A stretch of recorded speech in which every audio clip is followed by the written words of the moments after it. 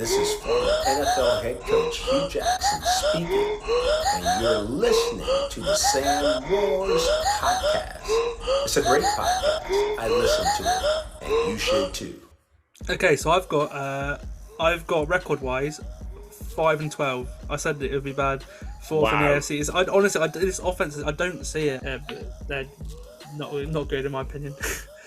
Yeah, I agree. I've got them finishing fourth with a 2-15 record. 2-15. Do you know what? It could happen. It could really happen. Honestly, they got no so one. Bad. They got no one. But my seventh team, the Lions, right? The Lions. Yeah. Yeah. Do you know what? Fair play. Yeah. I mean, I mentioned it on my podcast as well, and it's just. I just think there's something brewing now. I don't think they'll make it out of the first round. I think they'll be knocked out. But I think there's something about them. Dan Campbell's doing something good there. And I thought this about 4 months ago as well. It's not just because of Hard Knocks, but... Welcome to the 2022 NFL Season Preview Podcast. It's not just going to be me today, it's going to be my friend Andy Davies as well, who will join later. But I just wanted to do the intro first, so just the way things flow sometimes when you do interviews. I just want to say hello first, basically, before we start the pod. So we're talking about the NFL today. We will have F1 back on the pod as well. I know it's been a bit of a while since I've done a pod. I know a lot's happened. Just wanted to sort of break that down quickly as well. So obviously, I was going to do something on Piastri and Ricciardo, but I wanted to wait for it to be confirmed, which it was this weekend. But obviously, with the NFL starting, I literally have zero time, which is the reason why I'm not doing a pod in the first place anyway. I've been getting everything ready for university. I move in this Friday, so it's a very busy week for me, so there's no way I'll be able to have a time to talk about it. But I think it makes sense. Obviously, Alpine sort of fumbled the bag there, really, losing both Fernando, obviously, because he went to Aston Martin, and Oscar Piastri. McLaren, it is interesting how the way that Zach Brown and McLaren operated things, obviously, because it's not the first time McLaren have done something like this. Obviously not in F1, but in other series at IndyCar, for example, they got a bit of a reputation now building up, which is interesting. But no, with Daniel Ricciardo, I feel sorry for Daniel, but I think it had to be done at the end of the day. He's just not been performing for McLaren. And you have the chance to get Oscar, who obviously is actually McLaren's reserve driver at the moment because of the agreement they had when Daniel got COVID at the start of the season. Obviously they've seen him, they've liked what they've seen from him, and obviously they've gone out and got Oscar. But no, obviously fair play to Max and Red Bull, they've wrapped up the championships, both of them already pretty much. And I mean, the Zandvoort race was a great race.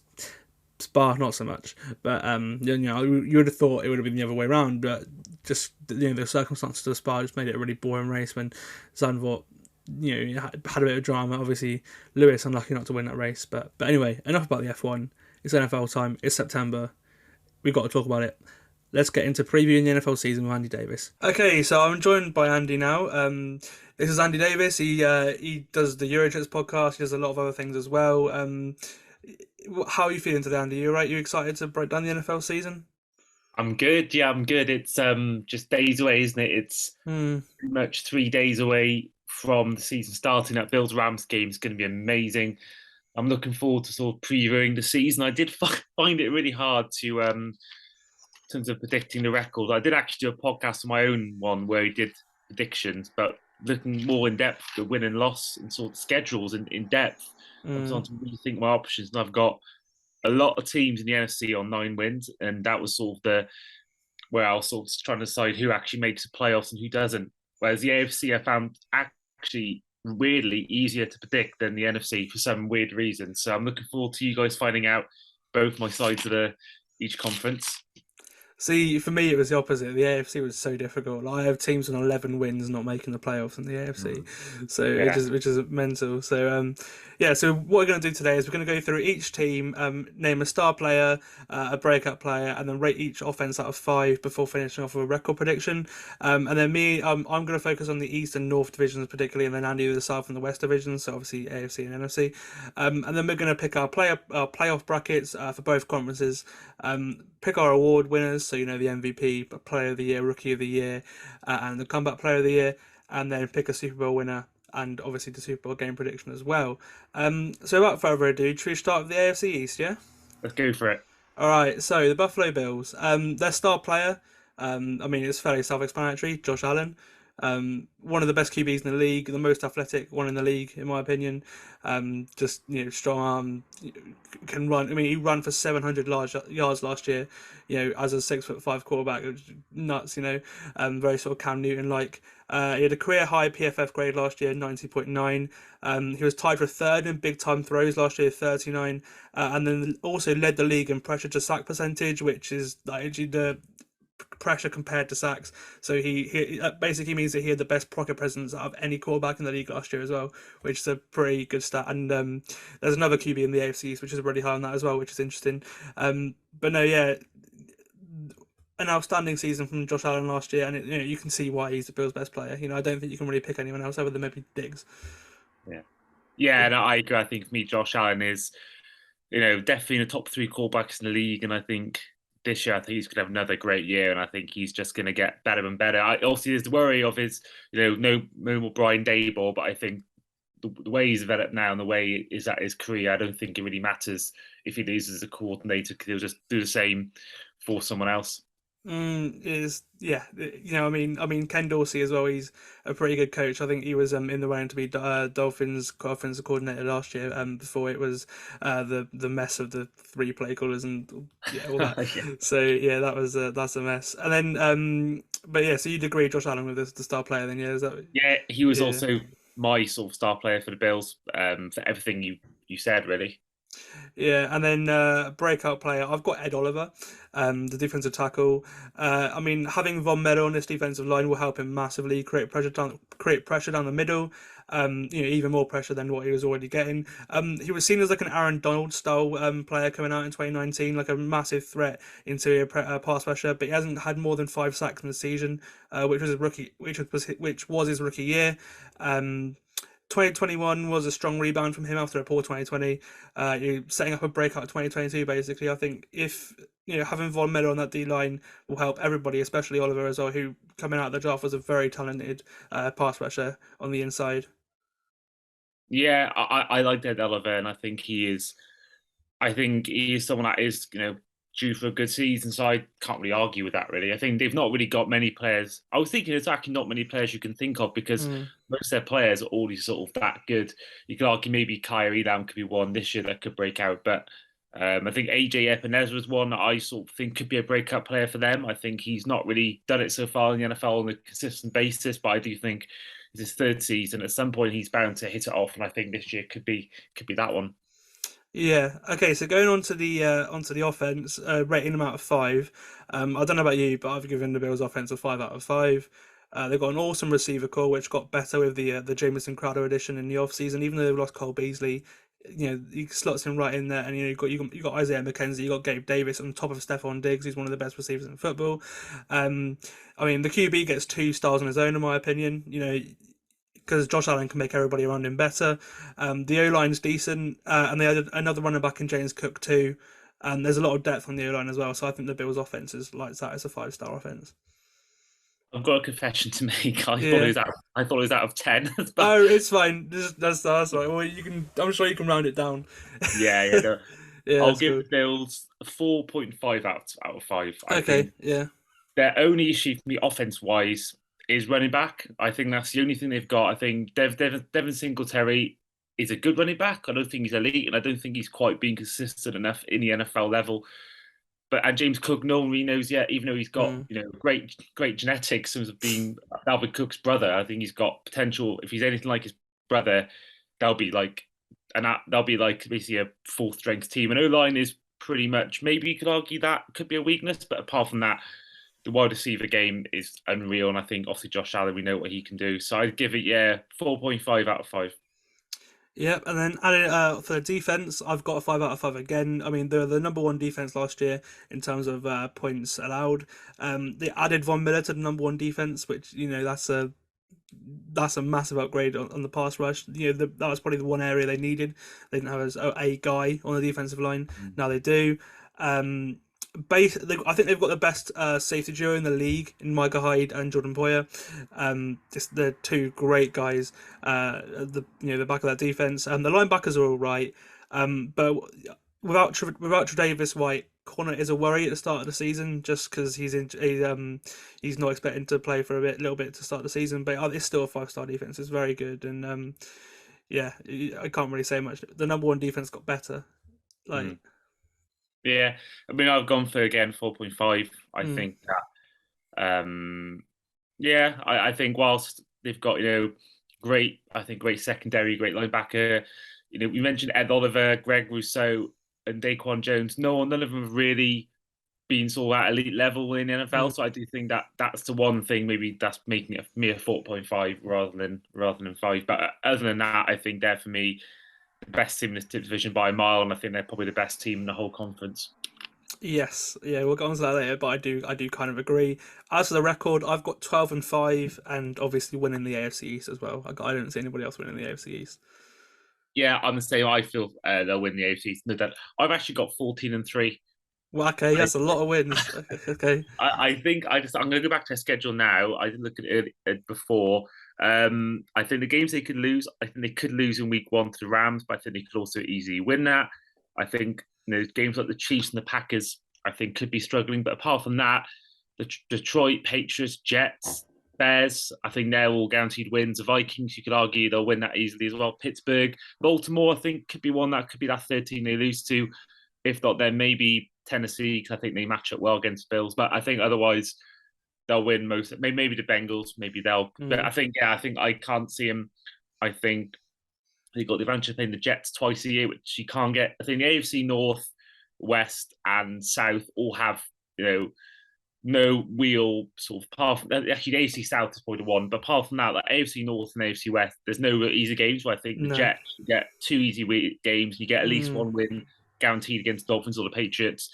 I think they could easily sweep those as well. So I think on that side of things, I think that's why I've gone for them as a 14-3 record. Yeah, they're the Super Bowl favourites for a reason. They are loaded everywhere, and I mean, this close to the AFC Championship game last season. Like, the Bills, they are, and also they brought basically everybody out back as well. So the Bills are on for a strong season.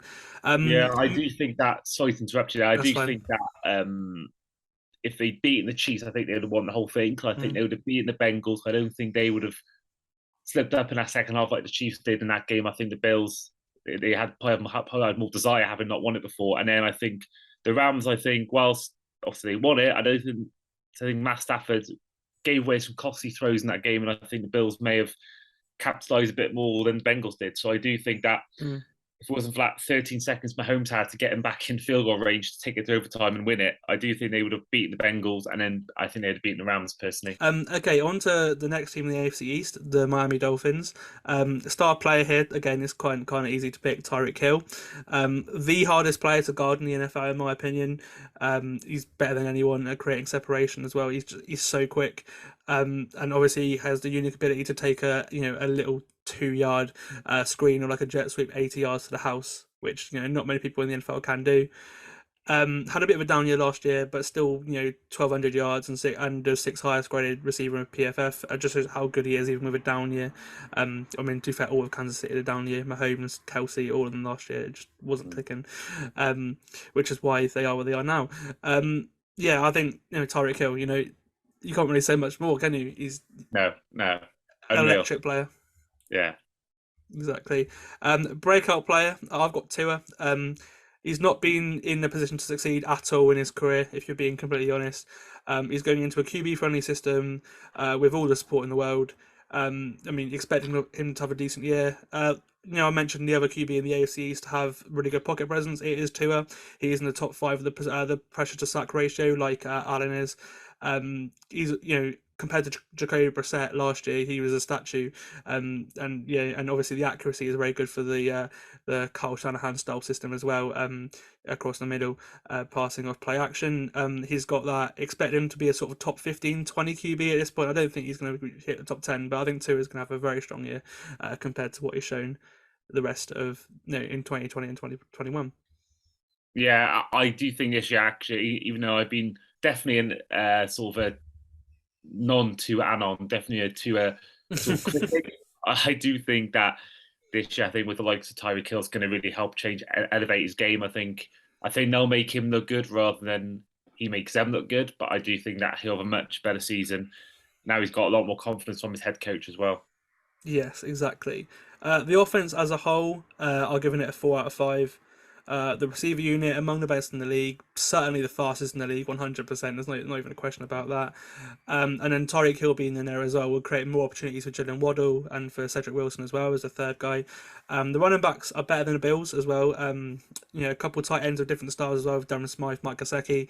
They complement each other, but the O-line and QB are more of a concern to than the Bills, if you know what I mean. So, we'll learn a lot about the Dolphins this year, but I think a 4 is an okay thing because there is some talent on that offense. I think that's an alright rating to give it. Yeah, you can maybe give it a 3 just because the O-line is not. Yeah. I think I like Connor Williams come in. I liked obviously Terrell Armstead's a great addition.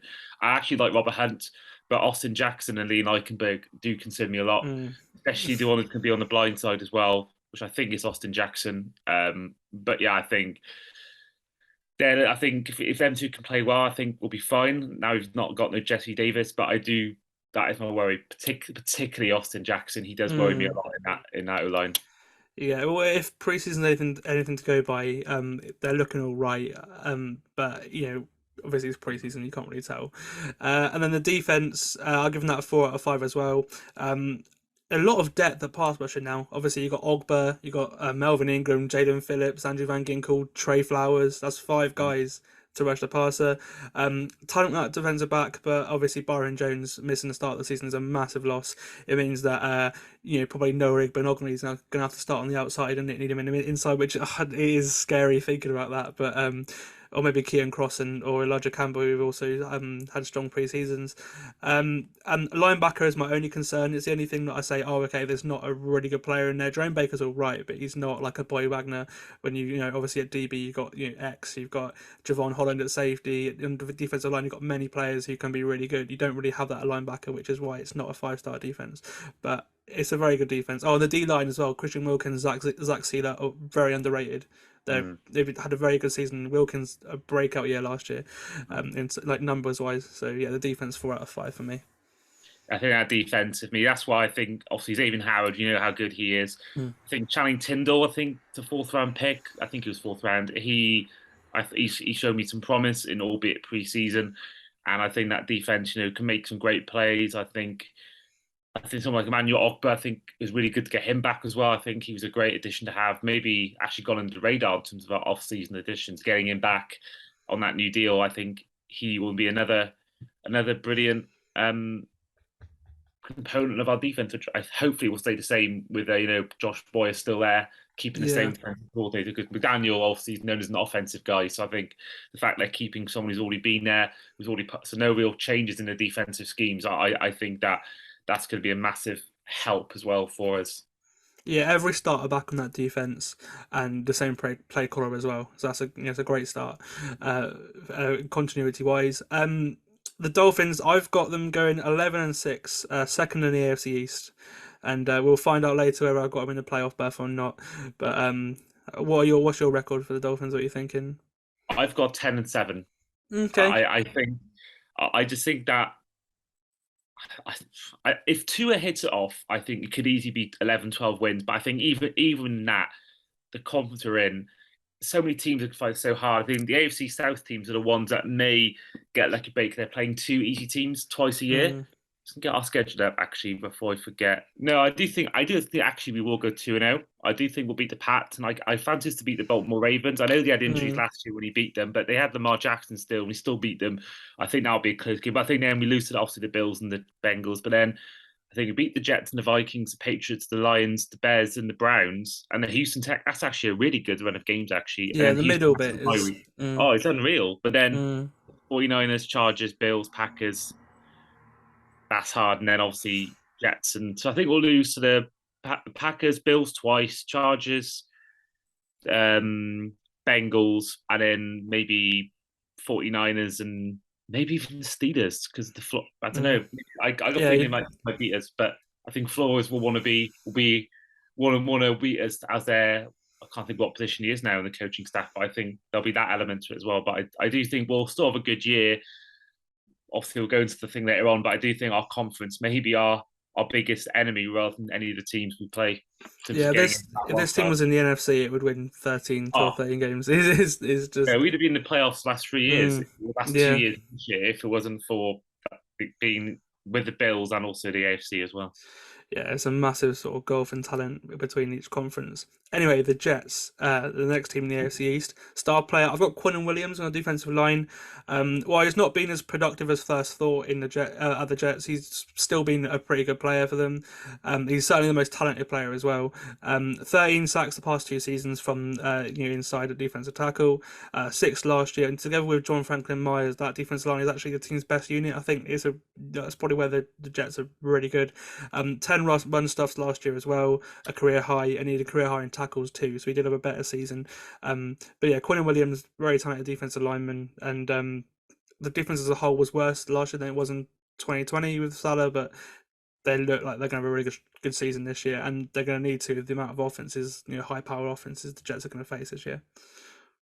Yeah, I think star player for me is actually a star player and a breakout player. I'm going for I think Sauce Gardner. Oh, okay, straight away. Okay.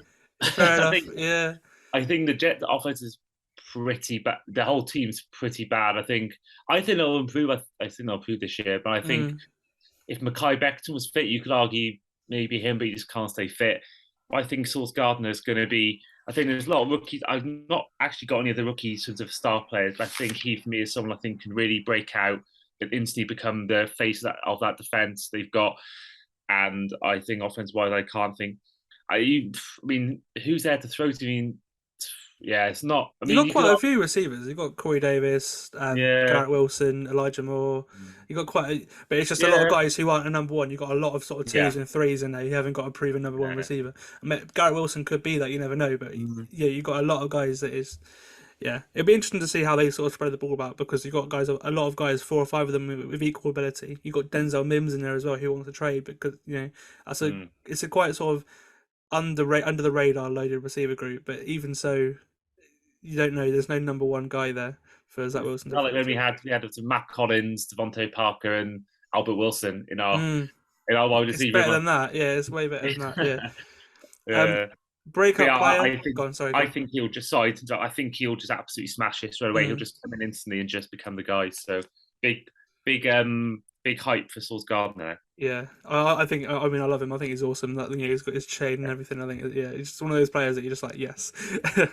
Okay, breakout player for the Jets. I've got Elijah Vera Tucker, the guard they drafted in the first round last year.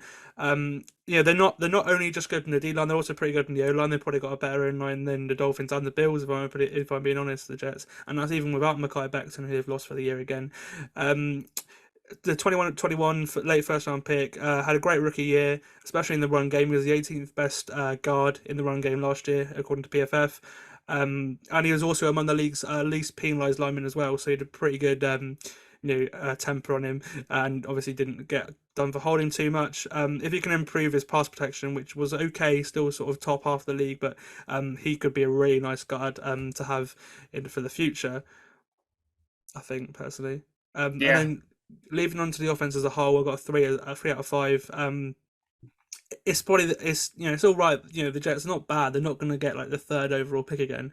QB is an uncertainty though. I don't know who Zach Wilson is at this point, and so obviously it's the second year we're going to see a lot. But really, they've got more pieces around him, but if he doesn't look at least decent this year, you're going to sort of start to worry now, because he was the 2nd overall pick, and last year he didn't really show much, compared to the situation it was in. I like the talent on this offense. It's not the Dolphins or the Bills like we were saying, but they got 2 good running backs. Well, we don't know anything about Breece Hall, but he was the best running back coming out of the draft. Michael Carter had a good season last year, about 700 yards. And tight end is a good group as well. You've got CJ Uzomah and Tyler Conklin from the Vikings as well. So you've got quite a pretty nice offense there for the Jets. What do you think about them? Yeah, I'd probably give them I'd give the offense probably a 2.5 or 3 out of 5. I do think that the weapons you mentioned there, are quite good actually. They're fairly solid, but I think it goes back to the thing of Zach Wilson. Is he the guy? Is he not the guy? They've given him help getting in with Garrett Wilson, getting in Breece Hall, think offensive-wise, they've given the weapons and a few players to protect him as well.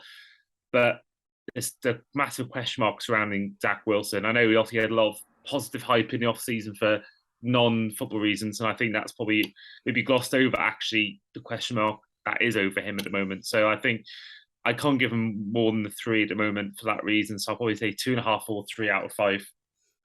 Yeah, that's I've got a 3 as well, and then I've also got a 3 for their defense. The interior D line, like I was saying, is very good. They're very young at cornerback, but it could be very, very good as well at the same time. Obviously, with Sauce Gardner, I'm excited to see him. Linebacker and safety aren't too bad either. They're a nice little defense, and obviously Robert Saleh is that's his specialty as well, so they should be pretty good this year. I've got the Jets going 6-11, so an improvement, but not that much of a vast improvement, and 3rd in the AFC East as well. 3rd? Wow, okay. Yeah, you'll see. It's wow. I'm very low on New England this year, which we'll get into. Okay. I've obviously I've got him finishing 4th, 6-11 record. I think I probably give defense the same 2.5, 3. I think Sauce Gardner, if he's as good as he looks on paper, I think he can make it 3.5, 4. But yeah, I think they'll improve. But I think they are actually a team to watch out for the next 2-3 years. But I think this year alone is probably just maybe a year too early in the rebuild. But the way they're doing things in the offseason, their draft out was, to me, the best draft out of any team in terms of actually the players they got in the first 4 picks was Jermaine Johnson, Breece Hall, Garrett Wilson, Sauce Gardner. I think that's a brilliant first 4 picks. All Incredible. Really team's first round talent, and they got 2 of them they got one of them late in the first round and one of them early in the second round. So yeah, I think they'll be good, but I improve, but I just don't think they're there quite yet. Okay, the Patriots. I said they're the 4th team, best team in the AFC East, in my opinion. Star player, Devin McCourty. I mean, even after 12 seasons, he's still the heart of Bill Belichick's defense. He 8 pass breakups last year, his best since 2011. Yeah, the age of, I think he's 34. That is that's a great season. Also had the career best passer rating allowed, only 26.1. Which is up there the top of any safety and DB in general. And he also had 3 picks as well. Yeah, the Patriots, there's not really much to shout about offensively, but the defense, they've still got some pieces like Devin McCourty. Yeah, I think for me, I think that Devin McCourty, is a leader. He's been there for years. He's reliable. But I've gone for Hunter Henry as my star player. Okay, yeah. I think, whilst, receiver game, you've got Myers, Bourne, Aguilar. Isn't exactly a great receiving room. And obviously you've got, for me, spoiler, my breakout player, Ramondre Stevenson there. Obviously him and Daniel Harris. But I think Hunter Henry got 603 yards last year and 9 touchdowns. And I think he was... Mac Jones, I think he had a good rookie year. I think a lot of the reason for that was down to Henry, because he was the guy he often relied to in the passing game. And I think that he's someone I've picked up in a lot of different fantasy leagues. I do think he's quite good. And I think that he'll once again this year, with not a great receiving core, I think he'll be once again one of the top sort of receiving targets for Mac Jones. And I just think that he's going to carry on. I hope he does, because I picked him in about 4 different leagues. But okay, yeah. Yeah, no, I do think he'll once again be the man. It's interesting because tight end is probably, other than maybe some players' positions on the line, probably the only position that they're good at. I put really good at it on the offense. I don't rate the offense at all, really. Breakout player. For me, you said it was Ramondre Stevenson. For me, it's Kyle Duggar. Devin McCourty's fellow safety. He's heading into his 3rd year and is the player I believe is most likely to break out on their roster. Him and Adrian Phillips as well, and on that defense, they can play multiple roles. Like he can play corner, he can play in the box, he can play deep safety. 4 picks last year, and also led the team with 70 solo tackles as well, and a fumble recovery. He had a great season last year, and I think he's one player I liked coming out of the draft in 2020. And Kyle Duggar, yeah, for me, will break out for the Patriots this year.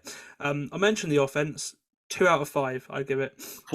It's not looked good in preseason whatsoever. They're going to really miss Josh McDaniels, in my opinion. I mean, Matt Patricia and Joe Judge are in charge of that offense. What is Belichick thinking? I don't get it. I don't... one's a special teams coach, the other was a defensive coach, and it doesn't make any sense. They didn't look good. Matt Jones had a horrible pick as well in the Raiders game in preseason. I don't know if you saw that. He threw it literally into about quadruple coverage. I just don't. I don't know what he's thinking there, and yeah, it's not great for a young quarterback having not an offensive mind at all in there. I don't understand it. Um, I don't like the receivers. Devontae Parker's okay, but he's a very much get up and get it guy. He doesn't create separation. Neither does Jacoby Myers, or there's a lot of Kendrick Bourne, Nelson Aguilar. They're all very sort of mid guys, and they're not. They're not what they are. They're not what they could be. On the offensive side of the ball, it's probably the worst New England offense I've ever seen, in my opinion. So I've given it a 2 out of 5. And I like Matt Jones, but he's not going to be an elite quarterback. He's not. He's not going to be Joe Burrow, Justin Herbert. He's Kirk Cousins. I don't. Him, Tua, and Jalen Hurts are all very similar. They're not. They're just very mid. And you can see, Nick Saban has a type of quarterback. You could say, about Alabama, but Matt Jones I think is quite overrated in my opinion. I don't think he's what a lot of people believe he is. I think he's all right. I don't. He's all right, but he's not good. He's not Justin Herbert. He's not Joe Burrow. But I think he's good for that system. I think. Yes, that's true. I think that's why I think he was most pro, and I think he did well last year. Obviously, different story trying to get into a second or third year, whether you can keep that going. But I think it is what we saw in the first year. I saw nothing I didn't dislike really, apart from maybe he could be a bit more mobile. But apart from that, I did like him. I mean, I'd give the offensive probably 2.5 or 3 again. I probably give it 3 because I like Damien Harris, I like Stevenson, I like Henry. I even like Johnny Smith as a sort of more of a blocking tight end. But I do think for that reason alone, I do like them. But I think it is interesting how they'll do without Josh McDaniels. I think this year we'll really see how big of a key component he was to that team. Yeah, and then the defense, 4 out of 5. I think this is still a good defense. Bar corner, it's another sort of typical New England defense. Obviously, they've lost in recent years J.C. Jackson and Stephon Gilmore. So their best corner is Jonathan Jones, who's next to Jalen Mills, who isn't. That's the only sort of area of weakness I'd say there is in this defense, because you've got defensive line, you've got the likes of Dietrich Wise, Lawrence Guy, you've got linebacker, you've got Uche, you've got a lot of people, Uche in there as well. You've got a lot of players in there, and the safety, you've got McCourty, Phillips, Carl Duggar. There's a lot of guys who sort of are 4 out of 5 players. They're not like elite, but they're just combined together. And obviously, we've seen many Patriots defenses perform like that in the past. And they're very capable of producing turnovers as well. So I would probably give it a 4 out of 5. Their defense. Yeah, I'd say the same. I think someone I actually almost put as my star man was Matt Judon. I think he is a really good player, and I think he's a really big part of that Patriots defense. And I think he again is just such a big part of that defense. And I think what makes him really good as well. And I think that Jalen Mills I think is okay, but I think overall with Belichick as well as a head coach, the very defensive minded coach, and I think that's why I think I've got him 4 or 5 as well. Okay, so I've got record wise 5 and 12. I said that it would be bad. 4th in the AFC. This offense, I don't see it. They've lost a lot of players as well. Josh McDaniels is a huge loss. It just doesn't seem like they are. If you look at talent wise, they're the 4th talented team in this division. The Jets are more talented than them, in my opinion. It's a very bold prediction, but I can see New England going 5 and 12. Maybe because I predicted every single game this season. I just looked at their schedule. Yeah, that's what I did. So I saw it and I was like, okay, wow, 5 and 12. I was like, okay, let's roll with it, But they're really sorry. I said they've got a really good start of the season, and the middle of it is really difficult. I think I had them losing about 8 in a row or something. Like it was. Wow. It was tough. But no, New England 5 and 12. That is a controversial opinion, but. I mean, I've got a bigger humdinger for you later on, especially in the NFC.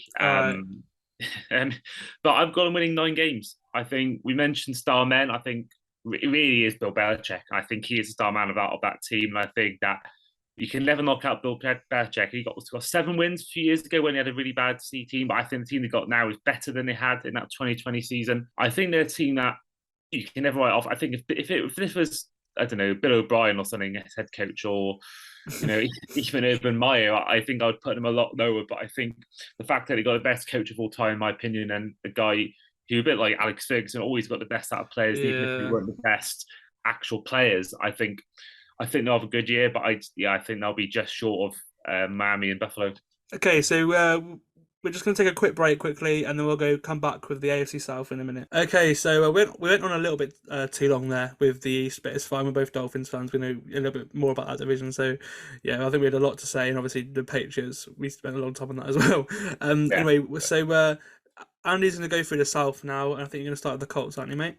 Yeah, I'm going alphabetical order, so I'm going to go for the Colts first. I think that they're a team that I quite like. I think for me, the star player, these is one of the whole lot, probably Jonathan Taylor. Yeah.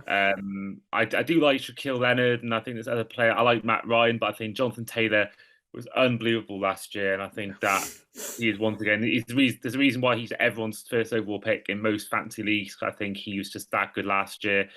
And I think I like Pittman, I like all them, but I think he is the main guy. He will be the main guy on offense, and he can also relieve Matt Ryan. So he doesn't have to be constantly throwing the ball.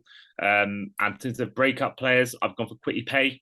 Okay, yeah. I think that he's a player that I really liked coming out of college. I think that he's someone that don't think he's been elite, but not been bad. I think this season could be the year where he can really get noticed and become everyone knows who he is and become like a real big defensive player in the league. In terms of the offense, I'm giving an 8 out of 10 because you've got Jonathan Taylor. I think you got the second best lineman in the whole NFL behind Trent Williams and Quentin Nelson. And I think he's the best guard in the NFL as well. And I think also you've got Pittman, Taylor, obviously Matt Ryan as well. And I think you've got a really good offensive core there. And then defense-wise, I've given it 8 as well. I think, again, from everything I mentioned, their defense before, Shaquille Leonard, I think, I can't think of the rest top of my head now, but I think, they've got a really good defensive unit, and I think they're once going to be one of the best teams defensively. And then record-wise, I've gone for 10-6. Okay. I don't think any of the teams really, for me, I think all the AFC West teams would be top of this division, and I think at least 2 of the AFC North teams would be top of the division for me, and at least one of the AFC East. But I think that the Colts, for me, are the best. I think we'll go into Titans later on, but I think them losing AJ Brown won't be as big as everyone thinks, but I think it may have some impact. And I think the addition of Matt Ryan also from Carson Wentz, I think it's a massive upgrade. And I think that he'll bring good leadership, and I think he'll be a good addition to that team. But how about yourself? Okay, so I've got the Colts at 9-8. But I do have them winning the division. So I don't rate the AFC South as much as any other division. I think they were 9-8 last year, right? I think so. Because they fell off at the end. Really beating the Jags. Yeah. So defense-wise, like you said, you've got Shaquille Leonard. You also got DeForest Buckner on defensive line. You got Yannick Ngakoue as well, the pass rusher. And then obviously they've added Stephon Gilmore as well. So that's a big addition for him. He had a good end to the season last year of Carolina after his contract dispute with New England. So Stephon Gilmore's on a lot of money, but he's going to be really good apparently. And also underrated player who not underrated, but someone who not mentioned, Nick Cross, the safety out of I think it's Maryland, does it? He's had a very good camp apparently, and he's already a starting safety for them next to Blackman. So I rate the Colts quite a bit. It's hard with the AFC, just put it in records. And the offense, like you said, Jonathan Taylor, I can see why he's just top player. He is the best running back in football, I think, other than Derrick Henry. He's a beast, and he's a massive offensive player of the year candidate as well. So, yeah, I agree with you. Fantastic. My next team is the Jacksonville Jaguars. Star player was hard. I found star player really hard because there wasn't anyone really. I think my star player is he's probably the worst star player out of all my star players I've given. He's probably the worst out of all of them. But I've gone for Josh Allen. I do like Josh Allen. Yeah. And I think that, I think he is a one shining light, at least this year. At least it was last year. And I think this year maybe Trayvon Walker will become that guy as well. Maybe even Devin Lloyd as well. But I think Josh Allen, for me, I think he's the best of a bad bunch. And I think he's the only real good player I've got at the moment on that defense. And I think he'll be once again brilliant, but I think people like Trevor Walker and Devin Lloyd will be good. Breakout player, I've gone for Trevor Lawrence. That's the one, right? That's the one you go for. Right. I think that it's interesting because he was really bad last year, and whilst I do think Urban Meyer was the reason why he didn't do well, but I do think that can't be his excuse at the same time. I think this year he can't have that again because Doug Peterson, I think, will improve him, but no guarantee. And I think if he struggles this year as well, I think there'll be further bust talks on Twitter. There'll be more people calling him that. I think that'll be way too early, in my opinion. But with the amount of hype he had going into the NFL after his time at Clemson and how he's not really performed so far, I think I think this year he will do well. But I think if he doesn't do well, I think there'll be serious questions asked of him personally, and I think he will be. I think if he carries on this way, I think he could be one of the biggest busts of recent history. In terms of rating the offense and defense, I've given the offense a 6. Okay. I don't think it's great. They've still got Etienne and Robinson. They've still got Christian Kirk, Marvin Jones, Zay Jones. Not like before, not elite wide receiver, but I think solid and serviceable. And then I think Brandon Sheff is a brilliant addition in that offensive line. And then defense, I've given him a 5. What have I given him? I've given them out of 10, not out of 5. Sorry. Yeah, it's fine. Don't worry about it. It's just for a graphic, so I'll go it down. Sorry. All right. I'll try to keep it a 5, but that's all right. Jags, I gave him a 7 out of 10, so I'll give him probably a 3 out of 10. Because I think whilst he's not great, I think I'm giving you pure on potential. Because I think whilst Devin Lloyd and Trevor Walker haven't yet played a single regular season down for the Jaguars. I think if them two perform like they meant to, I think that'll be a brilliant defense. Adding Josh Allen, who I've already mentioned, Darius Williams, I think is a really underrated pickup in free agency, the cornerback, and of course I can't say his first name, but Folorunsu Fatukasi. He had a really good year last year. Oh yes, the Jets, play on that defensive line. But I have got them finishing 5 and 12. I think that whilst I think they'll improve, I think they'll avoid having a third consecutive first overall pick. And I do think they can win some games. They've got to play Houston twice, of course. I think they could beat the Commanders on the opening day. I think they could beat the likes of, the Jets, the Texans, the Lions. I'm high on, but I think they could even beat them. And I think, on the day, they proved it last year, they can beat the Bills. So they can beat the likes of the Broncos, the Raiders, and especially playing the Broncos in London, which of course is their second home. Yeah, that'll be a good game, that. I think they'll get a surprise win, but I think they'll still finish 5 and 12. How about yourself? I've got 4 and 13, so a similar record. The defense is good. You got Shaq Griffin in there as well. Devin Lloyd, obviously rookie. Trayvon Walker, first overall pick. Andre Cisco, who didn't play much last year, but he's a safety out of Syracuse. I liked quite a lot last year. Again, you got Darius Williams as well. The corners are pretty good. Josh Allen. But the offense is okay. The offensive line's average. The receivers, obviously Christian Kirk was a big addition, but no, I'd probably say 4 and 13. And Trevor Lawrence, I mean, we saw a little bit last year. He had a couple of game-winning drives, like it pains me to say it, that one in London against the Dolphins at Spurs. That was a game-winning drive. That obviously the Matthew Wright field goal. There are a lot of things where he had a couple of moments under pressure, but with Urban Meyer and that sort of disaster of the Jags last year, you can't really take much away, in my opinion. And most quarterbacks probably would have failed, maybe even Herbert, Burrow. He's that talented, in my opinion, Trevor Lawrence, and I hope he has a big year because he is one of my favourite college quarterbacks in the world. But no, 4 and 13, but I hope they're fun to watch. Yeah, I can't see. They broke my heart last year. I'm still getting over that loss. But yeah, I think for the whole London thing, you can't really dislike the Jags too much. True. The next team are the Texans. Now, this is an interesting one. I'm going to say it now. I've given their offense a 3.5 out of 5. Okay, Brandon Cooks is a great player. Yeah, he's so underrated. I think there's a thing where he's like the last 7 seasons, he's one of only 3 receivers, or like 6 or 7 seasons. He's only one of 3 receivers to have 1,000 yards in 6 or 7 seasons or something like that. He's been consistent for a long time. Obviously, New England and before that, under Rams, Brandon Cooks he's a very good player. And the offense as a whole isn't that bad. So yeah, I agree. I mean, Brandon Cooks, looking at his record now, he's had 1,000 yards with New Orleans in 2015 and 2016. With New England, he had over 1,000 yards. Same with the Rams the year later. Had a down year 2019, but then he's had over 1,000 yards in both 2020 and 21. This is both with and without Sean Watson. Of course, both seasons they finished with 4 wins. I don't know what they got last year, but they only got 3 or 4 wins that year. But I think as well, they've got, for me, my breakout player in Dameon Pierce and running back. I think to have him and Max Burkhead as your 2 running backs isn't bad. Then they've got Nico Collins, Chris Moore, but they got Dorsett as another option. They've got OJ Howard and Brevin Jordan as their 2 tight ends. We could see a 2 tight end system. And then they've got Lamley Tunsil still on that offensive line. So I think, whilst it's not a perfect offense, I think that, and Davis Mills as well, can't forget him. He, for me, second best rookie quarterback last year. Wasn't as bad as everyone says for me, and I think he is a Kirk Cousins. I think you mentioned it before. I think he is definitely going to be. I don't think he'll ever be a Herbert or Mahomes Allen, but I do think he'll be someone who, even like a Fitzpatrick, someone you can rely on, but is capable of that wonderful game. But so I think Dameon Pierce. He had 600 something yards last year for Florida, but he was the second choice running back. Had 40 less carries than Emory Jones, who's the top running back they used last year.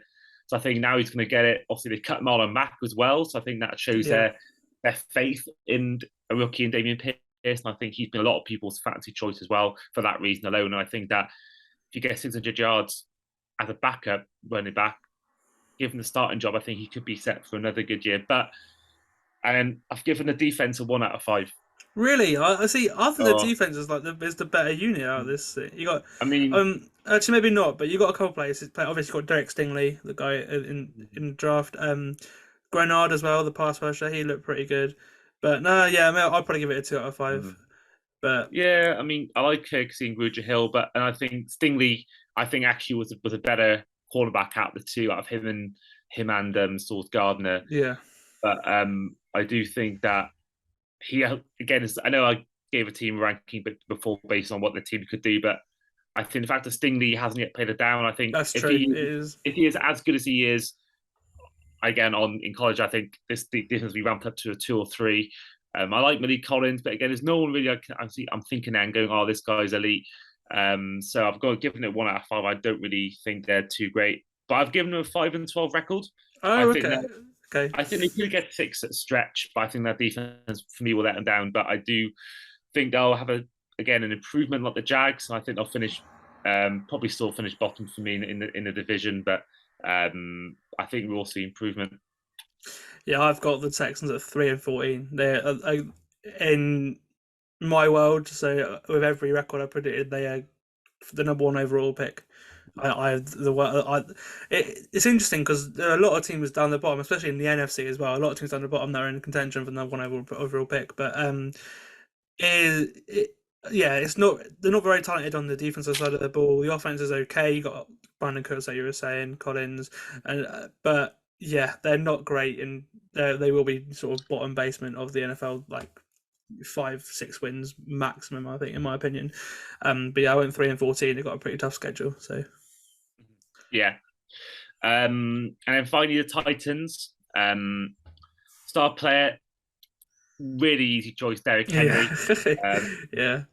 Played only 8 games last year, was still in the top 10. I think he was 9th best rushing yards. He was actually on pace to beat Jonathan Taylor's record in terms of rushing yards. I think he had just if he doubled his tally, he'd have more yards than Taylor did, and with 1 game to spare. And I think with AJ Brown gone, I do think he'll be the main focal point in that offense, which is why I've given him a 7 out of 10. They have lost AJ Brown. However, my breakout player is Treylon Burks. He's my favorite receiver coming out of college. When they actually drafted him, Daniel Jeremiah's comparison was AJ Brown. So if that is true, they've got a like replacement.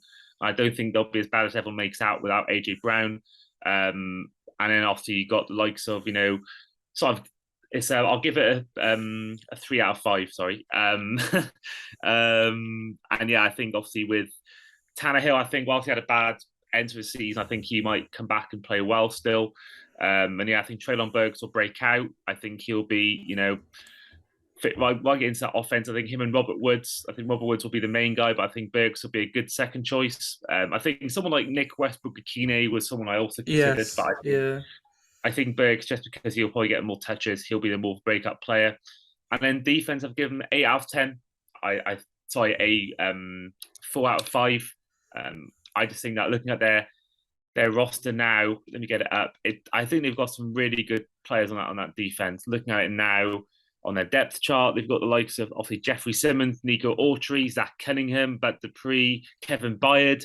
Some good players, and I think also comes down to me, Mike Vrabel's offensive, sort of his kind of coaching. I think he'll be the reason why they do well again. And I think it's for me, was underrated head coach in the league. I think he'll get this defense once again playing well. Of course, Caleb Farley, a quarterback that was high rated, he could come in and do well. Roger McCreary was another player they got in the draft this year, I believe it was.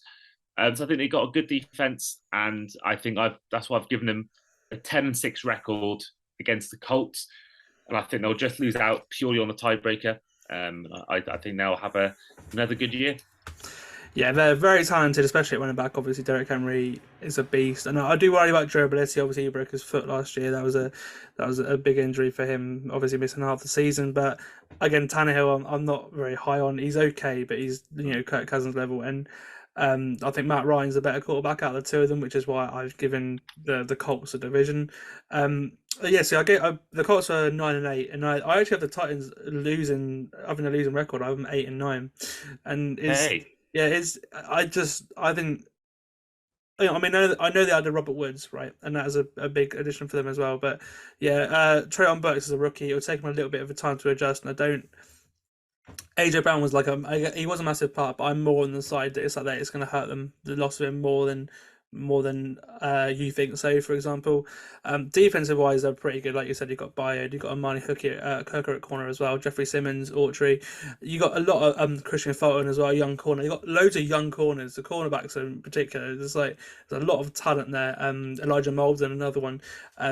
The defense is really good, but the offense, other than Derrick Henry, I'm not really sold on. So I've given him 8 and 9. So just one game less than the Colts, but I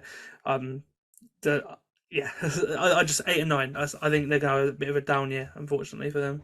And the AFC is so difficult to predict. It's just the NFC that might be enough to get you in, but in the AFC it's not. Yeah, I think the AFC South will be. I think for me, I think the AFC West may have a low winning record if for the fact that all playing each other and they could all cannibalize themselves. But I think the AFC South to me is the weakest of the four, and I think it probably will be the division with the worst record that wins it sort of first place. Personally, I think the AFC North, West, and the East teams will all have better records, the division winners, than the AFC South division winner. Yeah, I'm exactly the same. I'm exactly the same. I can't see any more than one team going through this division, if I'm being completely honest. I don't. Okay, so on to the AFC North then. So I'm going to start with the Bengals. Star player, in my opinion, it's Jamar Chase. He had an outstanding rookie season last year, obviously reuniting with Joe Burrow and transforming him into an elite quarterback. 1,455 yards, fourth in the NFL, 13 TDs, third in the NFL, and 18 yards per catch, which is second in the NFL as well. A record-breaking rookie season, obviously following in the footsteps of his LSU teammate Justin Jefferson. Jamar Chase is amazing. And then breakout player, I've got Hayden Hurst, the tight end. Obviously, he's the number one tight end now because CJ Uzomah's gone to the Jets, so he's going to be a reliable option for Burrow. It's been a difficult start to his to the career of the obviously former first-round pick.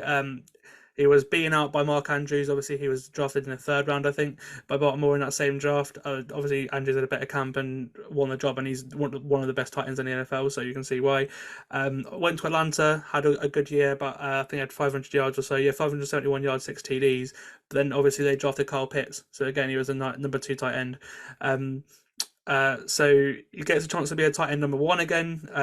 Had a career year the last time in Atlanta, like I said, and Hayden Hurst in a high-powered Bengals offense, I think, is on for a breakout year because he's very talented. He's just sort of been unlucky with the way he's had Mark Andrews and Kyle Pitts in the same room as him.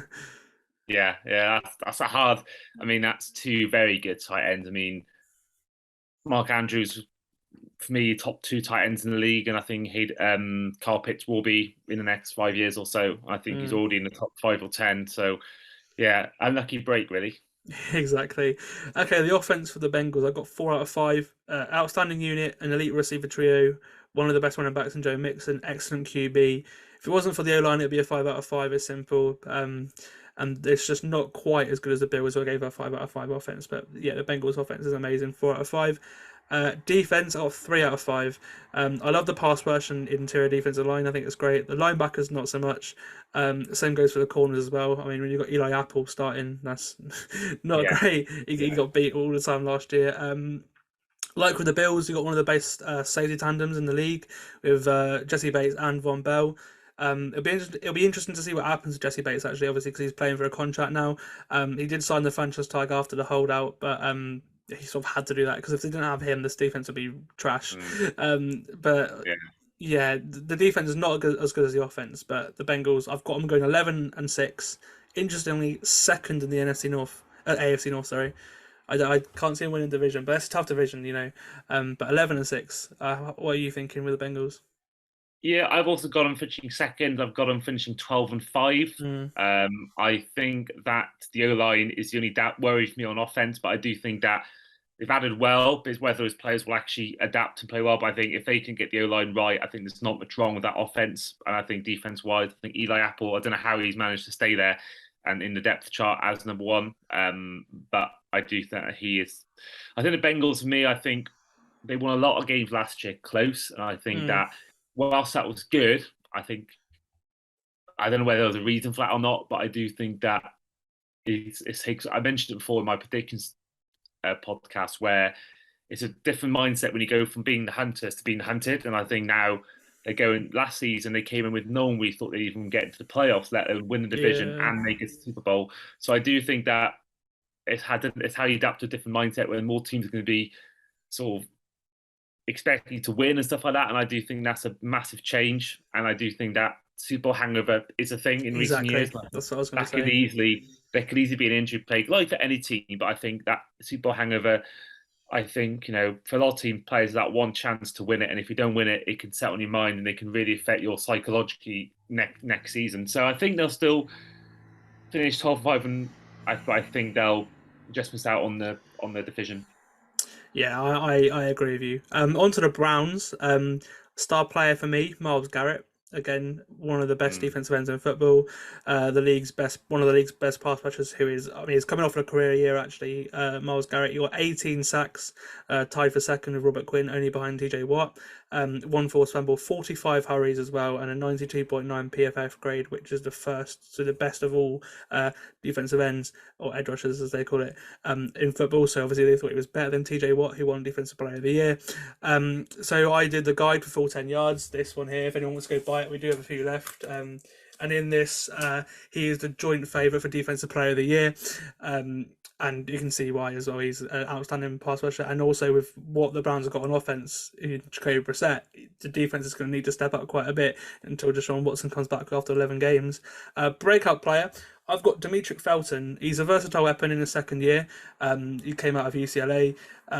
He can play receiver and running back. So again, he's another sort of Kareem Hunt-esque, but he's more of a receiver than a back. But he's one of my favourite players coming out of last year's draft. I was looking at him for Miami, just because I thought it'd be a good sort of player to have in that offense, like a better Lynn Bowden, if you know what I mean. And the Browns receiver losses have pushed him up the depth chart, so he looks to have a great chance of getting more of the football, a slot option. And then last year he had 18 catches for 181 yards and 2 TDs. So he had a little bit of the of play last year in his rookie year, and I think Demetric Felton is an under the radar player for the Browns. The offense, I've given it a 2 out of 5 with Jacoby Brissett. With Deshaun, it's a 3 or a 4 out of 5, but we've got the majority of the season with Jacoby Brissett, and yeah, it's different. The O-line is good, but JC Tretter, who retired, is a big loss. The receivers aren't great beyond Amari Cooper. You've got you've got what's his name, Donovan Peoples-Jones out of Michigan, and then you've got Felton behind Cooper, and that's really it. Like the Browns receiving core is one of the worst in the league now after losing obviously Jarvis Landry, Odell Beckham, Rashard Higgins all in the same year. That is quite a big chunk, and they only replaced him with Amari Cooper. Running back obviously a stacked unit. Nick Chubb, one of the best running backs in the league. Kareem Hunt. What's the other guy called? The one that broke out last year for the Browns as well. Dennis Johnson. Yeah, Dearness Johnson, that's the one. Yeah, he's great as well. Tight ends aren't great, aren't bad either. Obviously, you've got David Njoku and Harrison Bryant. But given Brissett is playing 11 games, the offense isn't great, and it won't flow as well. But yeah, so 2 out of 5 I'd give it. But if it was Deshaun, it'd be probably a 3 or 4. Defense, 3 out of 5. Some stars in Myles Garrett and Denzel Ward. Young talent in the likes of Jeremiah Owusu-Koramoah, Greg Newsome, and Grant Delpit, all rookies last year actually. But the interior of the defensive line isn't great. It's a chance of Taven Bryan, the Jags' first round pick from a couple of years ago, to prove himself again. No in a second team, but not a lot of depth there either for the Browns, and I think they've lost a lot of obviously to accommodate for Deshaun Watson. That's a big. Obviously, this year is not that big of a pay cut, but next year 40 million guaranteed or whatever. They've had to. The depth is not very good on the roster whatsoever, and I've got them going 6-11, just because again it's a rough start. 11 games with Jacoby Brissett, and Deshaun will come around and turn it around. But I've got them coming last in the AFC North and 6-11, unfortunately for Browns fans. But it's just the way it is with the suspension. I've gone for the exact same 6-11. I think that the Asia's games come when he's not there. So they got the Panthers, the Jets, the Steelers, the Falcons before the Chargers and the Patriots, and then obviously he got the Ravens, Bengals, Dolphins, Bills, and then he's back and Buccaneers, which would be for me all losses with. And then the Texans is the second game, right? The week 12. Yeah, the Texans. Yeah, that's a big game. Yeah, I think that'll be. I think his first game is the Texans. So I think. Yeah. But I think he looked to be rusty. He looked bad in preseason, albeit it is preseason. Then he got the Bengals, the Ravens, the Saints, the Commanders, and Steelers. That's probably 1 or 2 wins. Yeah. That's what I think that. I think that the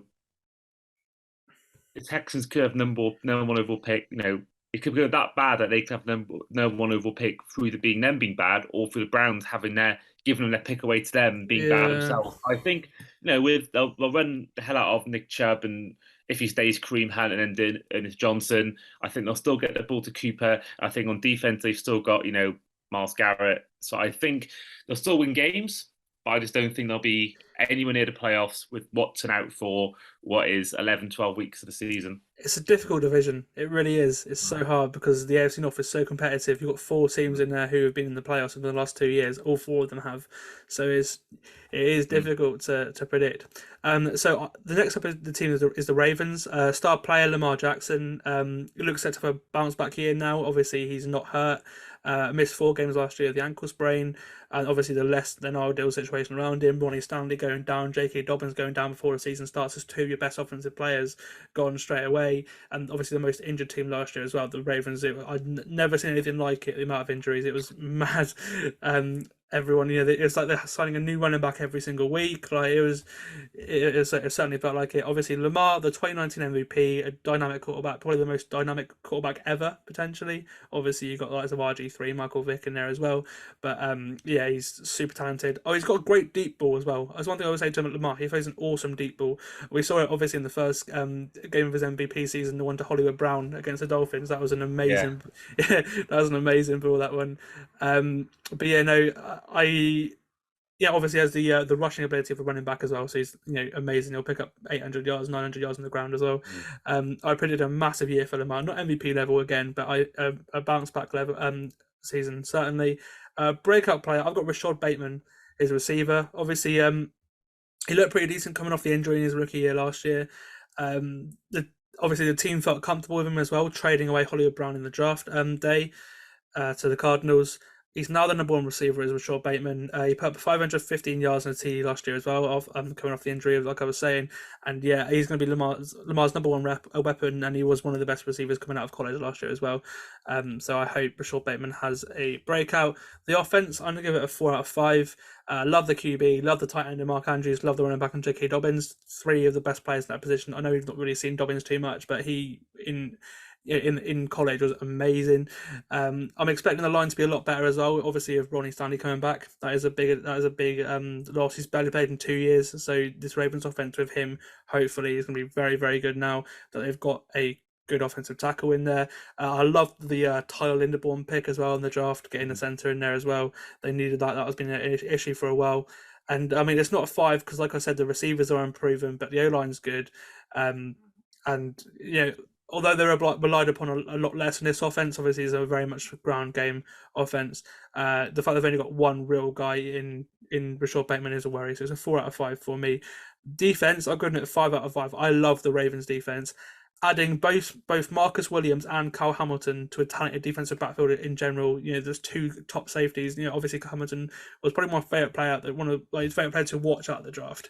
Just because of his utility of his 6'4" safety, he can play a lot. They're going to use him at linebacker a lot as well.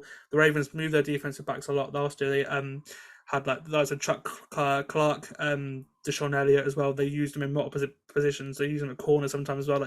It's a multiple defense with the Ravens. I like that. The D-line should be better as well with Michael Pierce back. And Patrick Queen actually heads into his third year as well. Adafi away as well in his second year. There's a lot of young players in that defense who, if they step up, this is going to be a really good defense for the Ravens this year, I think. I'm giving it a 5 out of 5. And the record, 12-5, first in the North as well. That's what I've got. Yeah, I like Marlon Humphrey pickup. Yes, and exactly. But I think Mark Andrews will be the number one receiving guy for him, and I think I've got a 13-4 record and then winning the North. I think that really the games they could lose, they got to play the Bills, the Bengals. They might lose one of the two, and then the Buccaneers. But apart from that, the Panthers, the Jags, the Broncos, the Steelers, the Falcons twice, the Steelers twice. I think they can win all those games, and I think I can only really see them losing definitely to the Bills and Buccaneers and one game against the Bengals. Then they'll probably lose a shock one, maybe against us, to be fair, week 2. I said it before in our thing. So I think, 13-4, and they'll win the division. And Mark Jackson, MVP, dark horse for me. Yeah, I think he can have a good season. I really do. I think if I get up the full 10 yards thing as well, I don't know if anyone's predicted him for MVP. No one has, really. 53% of people think it'd be Josh Allen. But I think Lamar Jackson has a great shot at, just having a great season. Maybe not MVP, but yeah, a great season. The Ravens, one of the best teams, I think they will be in the AFC this season. I'm not going to reveal the seeding just too yet, but they look really good. Okay, let's finish the AFC with the Steelers quickly. Star player TJ Watt. I mean, no surprise really. The reigning defensive player of the year. First team All-Pro 3 times in a row on that edge spot. He tied Michael Strahan's single season record last year of 22.5 sacks. He led the league in sacks 2 years in a row as well, which is also a tie for a record as well. TJ Watt, outstanding pass rusher, just like his brother. Obviously, he's more of an inside guy, but the two of them, that family, just the genes, is mad to think that they got two defensive player of the years. And with breakout player, I've got George Pickens, who obviously is a rookie, but from what we're hearing, he is going to be a star in training camp. He's going to be a superstar from what we've been hearing. The rookie out of Georgia is expected to be a big part of this offense. PFF have actually got, looking at the lineup here, they've got him as their number one receiver already on the Steelers depth chart, which is interesting. Obviously, if you've got Deontay Johnson, you've got Chase Claypool as well. He's just, he's going to be the guy for Pittsburgh. 84 yards and a TD in preseason with his 8 catches as well. George Pickens is the name that I think a lot of people have said, but from what everyone's hearing and seeing, he might be a breakout in the first season in his rookie year. The offense, I've got it 3 out of 5. And Najee Harris basically saved it from being a 1 or a 2. The O-line is a concern. The quarterback the same, Mitch Trubisky, and Kenny Pickett obviously is going to be a rookie, so he's going to struggle as well. Although Pickett being third in the depth chart, by the way, behind Mason Rudolph. I don't know if you saw it yesterday. That is an interesting. No, that's an interesting one. Yes, they released a depth chart. It's Trubisky, then Rudolph, then Kenny Pickett. So he's QB3 at the moment. Oh, third. Yeah. Which I thought was interesting. I mean, it may not mean anything. I think Freddie said that he'd rather he be QB3 than QB2, but I don't know. I don't know. The receivers are better than the Browns and the Ravens, and Pat Frymuth is a stud as well at tight end, so it gives it a 3 out of 5. But the O-line and QB I don't really like. From what I'm seeing, I think Trubisky actually could be a comeback player of the year, dark horse. Yeah, I can see why. It's just he's at the moment he's the 3rd best QB. If he went to Sean's there, he's the 4th best QB in the division. Yeah. So that's the only thing. The defense wise, the line is elite. How could it not be of TJ Watt and Cam Hayward? Some of the best players at that position. They could do with a slot corner. The depth isn't great. And linebacker is an interesting one as well. The rest of the defense is good. Linebacker is interesting because you've got both Devin Bush and Miles Jack, who in rough patches of their career. Devin Bush last year was benched after his strong couple of seasons to start off. But they've obviously got Brian Flores in that room, in the linebackers room as well. So if anyone's going to turn him around, he's a very good defensive coach. But yeah, so the starting linebackers of Devin Bush and Miles Jack. If they're anything what they were at the start of their careers, obviously a deep playoff runs for both of them and things like they have if they can be what they were, first couple of years with both Jacksonville and obviously the Steelers as well. Yeah, this could be a very good defense for the Steelers, and I've got them finishing 8-9. So Mike Tomlin's first losing season. Obviously it could be 8-1, maybe. So it's not it's not a losing season. And third in the AFC North. Yeah, I've got him third as well, and I've got him finishing 9-8. Good Mike Tomlin. I think Trubisky will play well, but I think even if he doesn't, I think Pickett will come in and do the job, especially with his early apparent relationship with Pickens, who's seen on the field. I think that defense is still strong, especially with Flores. I think that's one of the best pickups, getting him in your defensive sort of coaching setup. And I think they'll have a good year, but I just don't think it'll be good enough to make the playoffs or even remotely challenge the AFC North teams. Yeah, that's it. Yeah, just they're not going to be good enough to get in the playoffs. If they were in the NFC, maybe, but again, the AFC is just so loaded. You can't expect everyone to be in. There's 10, maybe even 12 teams that have a chance of being in the playoffs. And there's only 7 spots, so a lot of people are going to be disappointed. Okay, so we may have forgot about the AFC West, so we'll just do that quickly as well, just before we run out the AFC. So obviously, Andy, this is your turn. So who are you starting with? I'll start with who's first. The Broncos are first. Broncos, yeah, Broncos. Yeah, that's right. Yeah, alphabetically. So I think for me, star players, a guy just brought in Russell Wilson. Yeah, I think that he was exactly what he needed, and I do think that he, I think go from Drew Lock to Teddy Bridgewater to him is pretty good. I think Javonte Williams, he is my breakout player. Javonte Williams, I think he'll be. I think Melvin Gordon will be the number 1 back, and I think he'll be a good player still. But I think having him as a second choice, I think we'll see his stock increase this year as well. But I do question wide receivers. I know they've been playing under bad quarterbacks. I know your quarterback often determines how good you are as a receiver, but I just don't think I've seen much from Judy. Courtland Sutton I have, but apart from that, I don't think I've seen much. I think that's my only concern, which is why I have got him finishing third in the AFC West. Okay. I'll give the offense a 3 out of 5. I like Russell Wilson. I like the running backs. I'm not too big on the offensive line, and I don't really think personally that I'm big on their receivers, even though they've been catching balls from Drew Lock and Teddy Bridgewater in the past. Defense-wise, I've given them a 4 out of 10 because I do like Pat Surtain. I like Bradley Chubb. I like Randy Gregory. Actually, I'll give him a 3.5. Actually, I'll give him a 3 because I think apart from that, I don't think there's many other.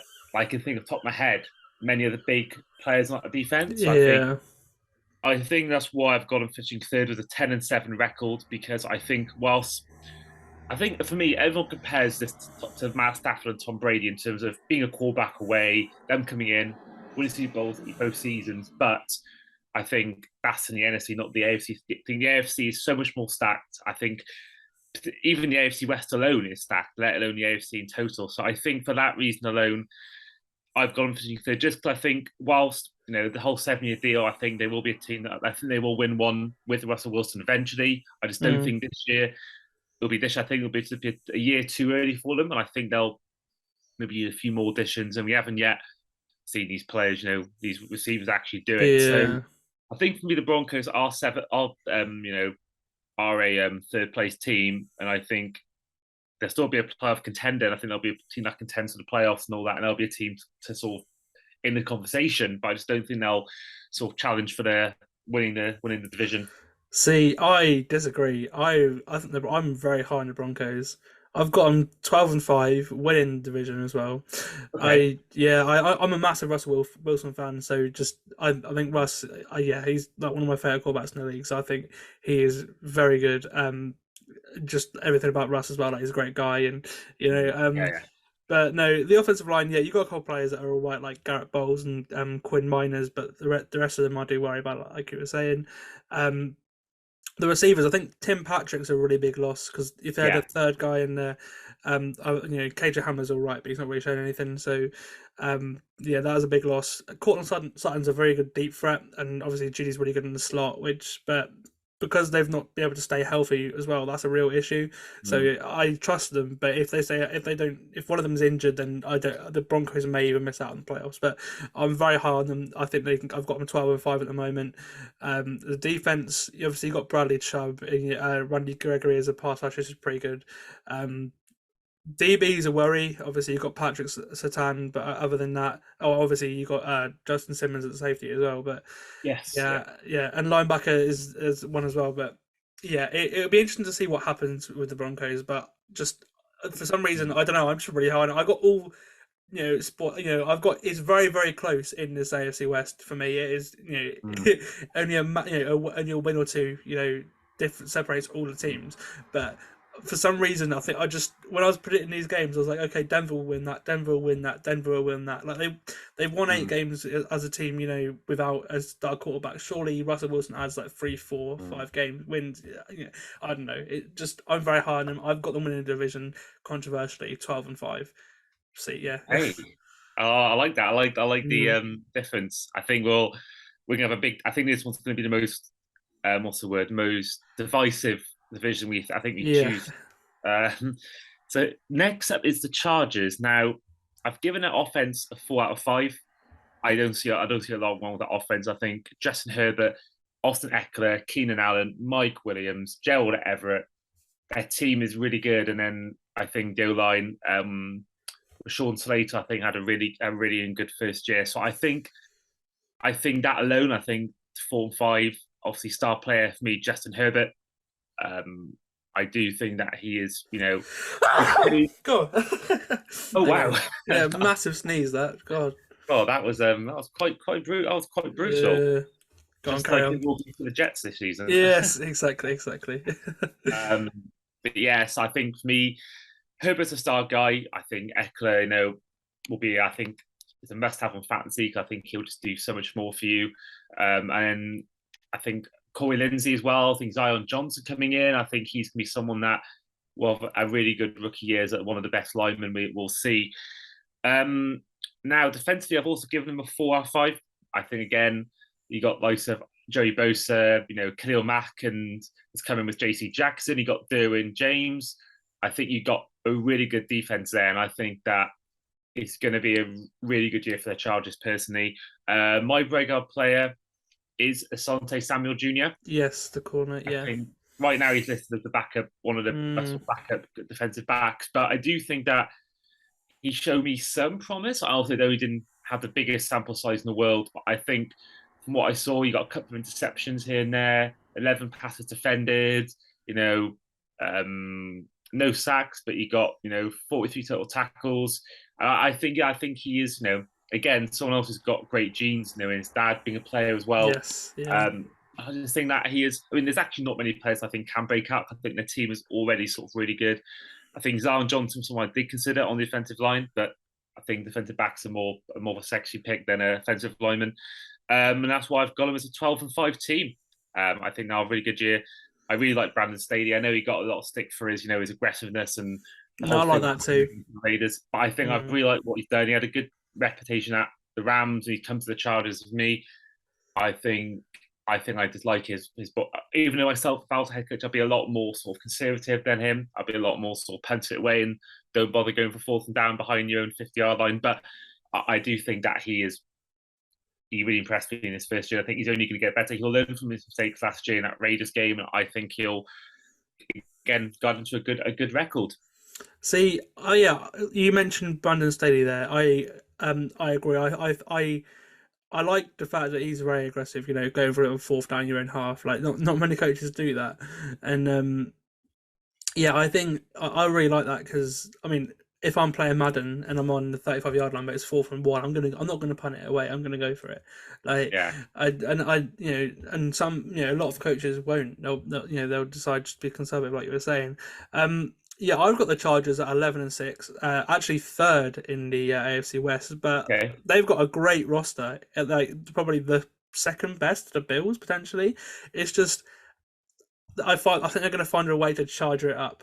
It's always, it's a thing of it's a thing of the Chargers. It has to, we mentioned it on the podcast a couple months ago. They had the number one offense, number one defense, and yet they didn't make the playoffs. In 2008, I think it was. That's a very Chargers thing to do, and I can see maybe not making the playoffs, but it's the Chargers. I love Justin Herbert. And I didn't realize how much I actually watched Justin Herbert back in the draft until I was watching Oregon the other day, and I was like, oh, I remember that. I remember just because before the Dolphins drafted Tua, I was I had a feeling we'd take Herbert. I don't know why. I just did, and I was watching a lot, and I was like, okay, I like it. And yeah, he's a great quarterback. Obviously, he's going to be a future star. But no, yeah. For some reason, I just think the Chargers, just from historical context, the Chargers, I think they're going to charge it up, and I think they're going to just bottle the division. But 11-6, only one win off the division title, but third in the AFC West. Okay. The next team obviously is the Chiefs. Obviously, the star man is Patrick Mahomes.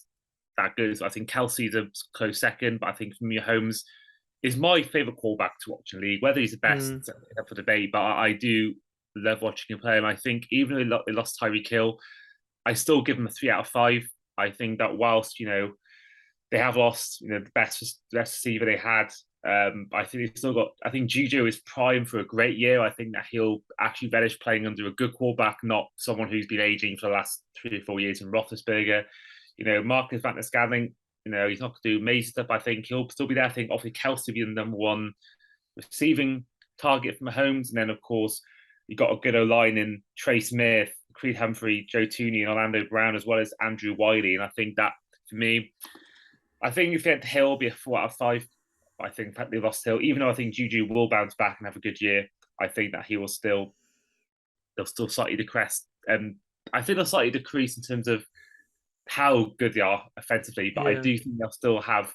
I think there'll be a lot more balance. I think whilst it's always been to Hill to Kelsey, I think now it'll be to Kelsey and receiver by committee, and I think we'll then see a lot more of the running game. I think we'll see a lot more of a safer approach, I think, than before, and I think we'll see a lot more of a balanced offense.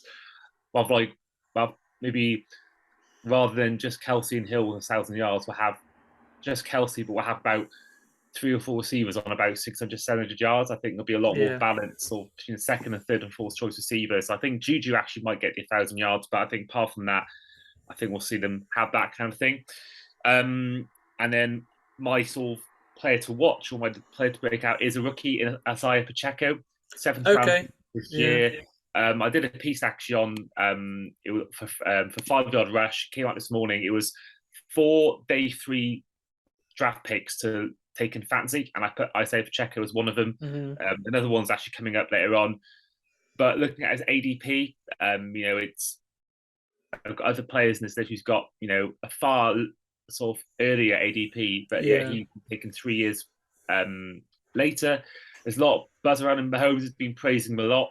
I think he had a good sort of time in college, and I think he's going to be sort of, there's talk he can be both receiving and a running threat for the Chiefs. So I think that he'll be a great way to make up for the loss of Hill. And he's also wearing Hill's number as well. So I think I have a lot of faith in him. But the defense, I've given it a 3 out of 5 as well. I think whilst they got for me players like Frank Clark, Chris Jones, I really like Trent McDuffie actually as a pick in the defensive back. But I just don't think, I think you could actually argue it might be the second worst defense in the whole of the division. But I've still got them finishing 12-5, which means that both them and the Chargers on 12-5.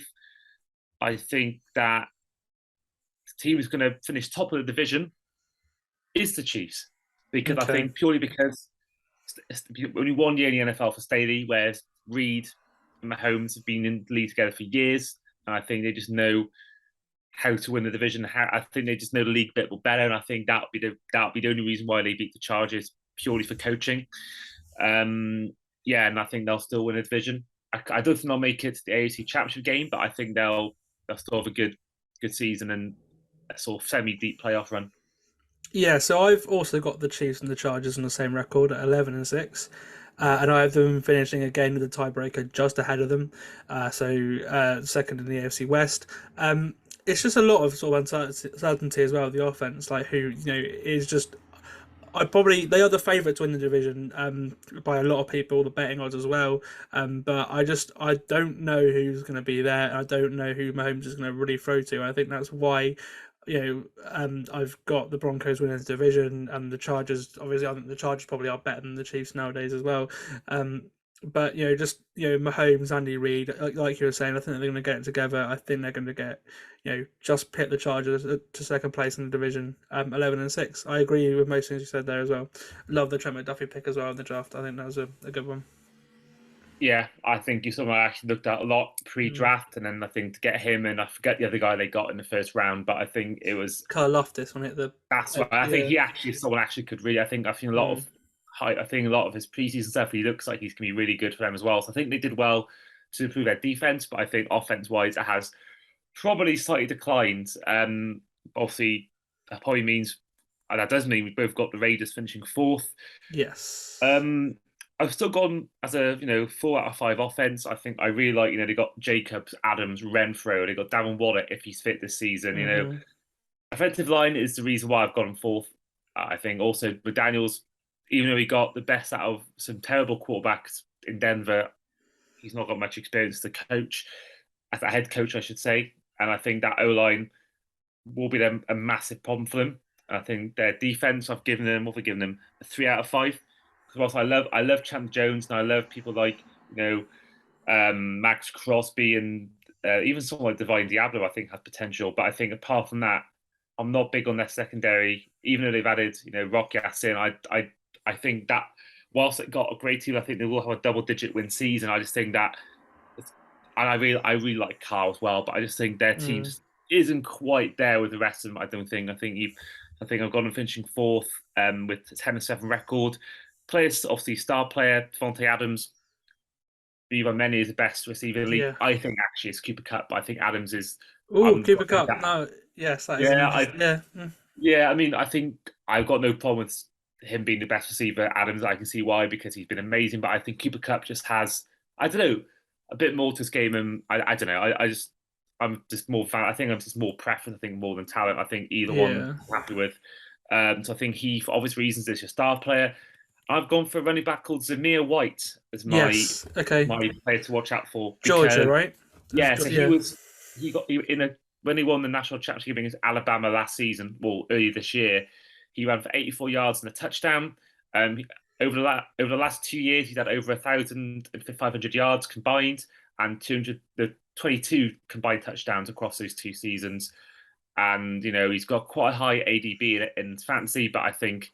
There's been a lot of talk of Josh Jacobs getting traded, even though Daniels has denied this. I think that they let Kenyon Drake go as well, so it's another, even less places in the backfield, really. So he should get a lot of the ball. Yeah, and I think that he, I think he can easily be they can either go for 2 sort of running back committee thing, or they can either go for 2 running back sets. But I think if they trade Josh Jacobs, I think he could be the man. Obviously, he will be the man to step up, and I think that he's definitely something to look out for. I think in the league, and I think he'll have definitely have a role. Obviously, if he's second choice all season, I think he'll still have a big part to play in that offense. It's mad to think how good this Raiders team is, but on how bad they have drafted the last couple of years. Oh, it's awful. Have you seen their list of their players they've drafted in the past 2 years? The first round especially. Yeah. It was just, Mike Mayock, he got unlucky with a couple of the picks, like Henry Ruggs and so, but... Yeah. But, it was... 5-6 busts in the first round. They've cut a lot of the players like Leatherwood and... Yeah. It just... It's astonishing how they are here. I've put it into a 10-7 record. Obviously fourth in the West, but any other division they could easily get in the playoffs. I believe so, especially the South. The Raiders, the roster building there. If they hit those picks, they could be an incredible team. Like what could be.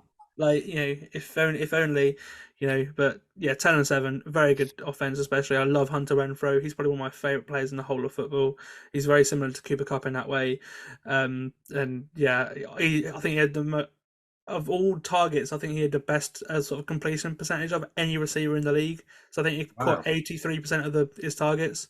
Wow, So I think amazing. Hunter Renfrow is an amazing player. I think he's having a great year as well. Obviously, the attention is going to be away from him as well with Devontae Adams being there. So yeah, I love the Raiders, but unfortunately, I think they are the fourth best team in that division at 10-7. Okay, so that is the AFC done. So let's go through our 7 AFC playoff teams quickly before we go on to the NFC. So I've got the Bills, number 1 seed at 12-5, the Ravens, the number 2 seed, also at 12-5, and the Broncos, the 3rd seed at 12-5 too. The Colts are the 4th seed, obviously winning the South at 9-8, and then the Chiefs and Chargers are 11-6, 5th and 6th, and the Bengals sneak in at 11-6 as well, meaning the Dolphins 11-6 miss out on the playoffs, and the Raiders at 10-7 miss out on the playoffs as well. So yeah, Bills, Ravens, Broncos, Colts, Chiefs, Chargers, and the Bengals are the playoff teams in the AFC. Okay, I like that.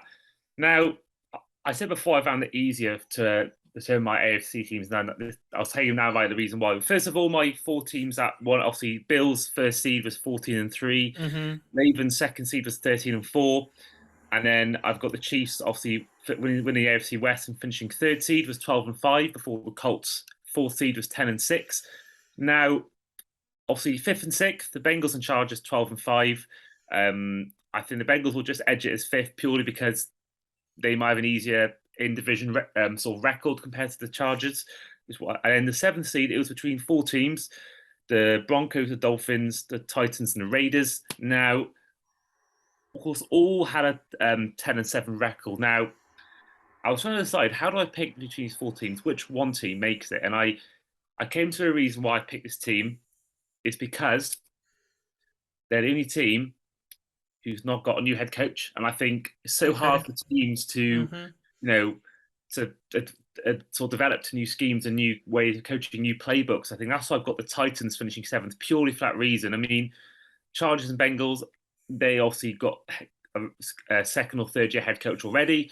But I think the Broncos, Nathaniel Hackett, Dolphins, Mike McDaniel, Raiders, Josh McDaniels, even though he has already had a brief spell as a head coach, I just think that purely for a coaching point of view, I think the fact they got Tyson, they already know what they got with Vrabel, and he's going to make him play well. I think Treylon Burks is going to come in and replace AJ Brown to sort of similar level, at least second or third year, if not his first year. Derrick Henry, if he's back fit, they'll probably run with him a lot. I think their defense is really good as well. I think Tannehill is going to have some sort of bounce back year, and of course Robert Woods as well. So I think, that's why I found it easier than the NFC, because I think I picked that. I think that was a really sort of the reason why, really. So Titans finishing 7th. Yeah, that's interesting. So my 3rd seed Broncos don't make your playoffs. That is interesting. I think they'll be I had the Broncos as 8th seed, Dolphins as 9th seed, and then Raiders as 10th seed. So I think the Broncos will be the one team that misses out. But I think so many good teams in the AFC, it's so hard to pick, and I think there's going to be a lot of good teams that are going to miss out. And I think that I'd love to see if they just combined all the divisions in one playoff. I would love to see that. Yes, it'd be great. Yeah, but I think that would ruin the whole metric. So yeah. Okay, so let's just try and speed through the NFC as well, because we've been talking for a long time. Okay, so with the NFC, we're going to start with the Commanders. I'm going to do the NFC East to start off with. Their star player, Terry McLaurin. Scary Terry is the best player. IMO. He's one of the league's best receivers, and it's off the back of a second 1,000-yard receiving season in a row. It's a pretty good, stat as well. 2 1,000-yard seasons. When you bear in mind the quarterbacks he's had to work with in Washington. You've had Taylor Heineke, Fitz, before he got hurt. Carl Allen, just a lot of uncertainty there. Just Jahan Dotson as well, the rookie, being next to him should take the attention off of McLaurin as well a little bit this year. So we'll see what happens, but I think he's gonna have a really good year. Breakout player, I've got Jamin Davis, the linebacker, the first round pick from last year, 19th overall. He was part of a really underwhelming defense last year, but hopefully he takes a second-year jump to make it better, because that Commanders defense was rubbish. They've added a few players as well to it, but yeah, it was just a disappointing unit for Ben minus one Rivera's specialty as well. On the offensive side of the ball, the best unit on the team last year was the offense. Obviously, got better with Carson Wentz being added and Jahan Dotson as well. The line is better than most as well. Logan Thomas is a nice weapon at tight end as well. Brian Robinson is a shame. He looked like he's having a massive rookie season before, obviously the shooting incident. But JD McKissick should face an increased workload, and he's one of my favorite players to have in fantasy as well because he gets a lot of the receptions as well.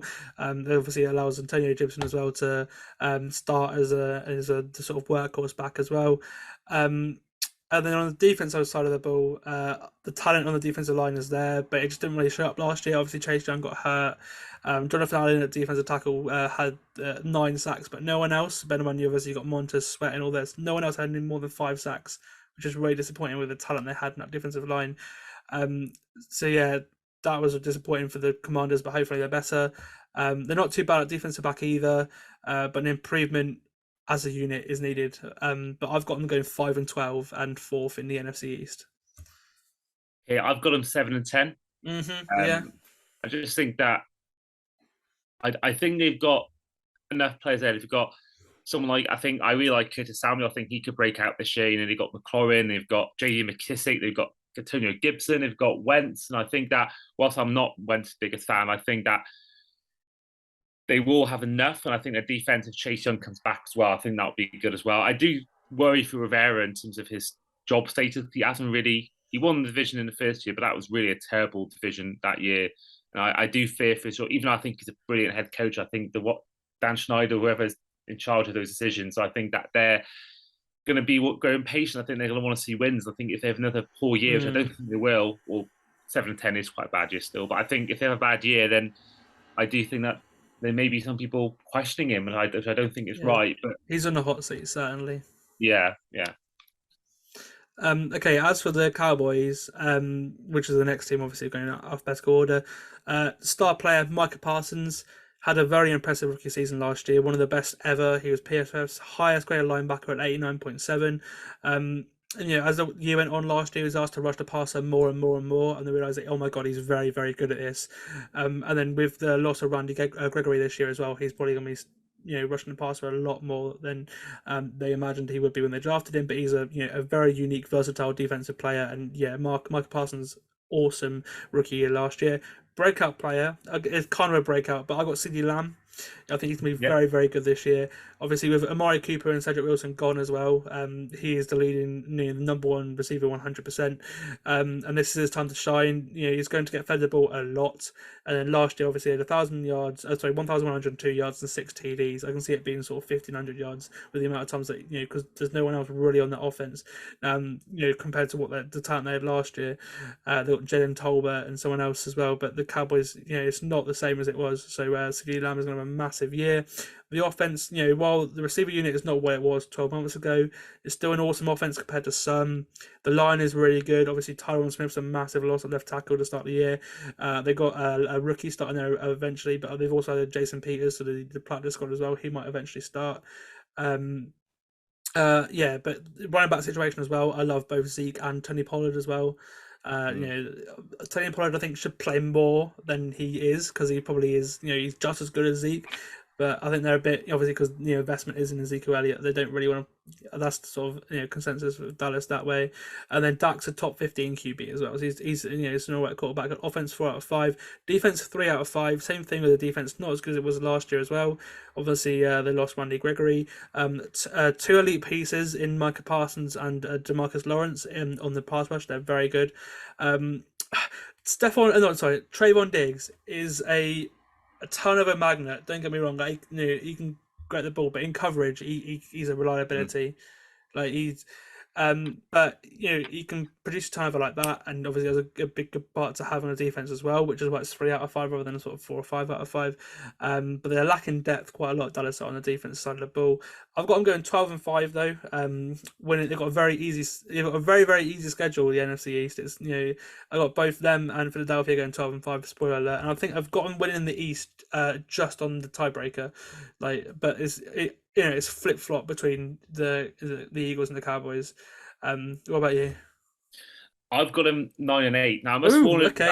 I've got a lot of teams with 9 wins in the Okay, AFC. okay, I've yeah. got a lot of teams with 9-8. Some that might surprise you, but I think the reason why I'm so low on them is not because of any players. I think Mike McCarthy. I don't know how he Okay. got in the first place. It was he was the reason why he got knocked out by the 49ers and I didn't win that game as well. And I think he's a terrible coach. He's probably the worst, maybe besides Matt Rule, he's one of the worst coaches in the NFL.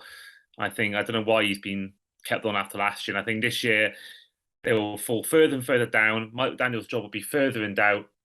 It wouldn't shock me if they don't sack him, but they should sack him if they have that kind of bad year. Sean Payton's in the wings as well. That's the consensus. It's like I think Jerry Jones wanted him a while back as well at Dallas. So I think that probably going to happen next year. I do like Pollard. I think Pollard can break out. I think there's talk of him playing a few reps or snaps in the slot.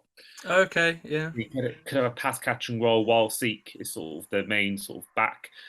But yeah, and I think Dak will once again crumble in a big game. So I think that'll be an issue as well. And yeah, I think they'll finish second in the division.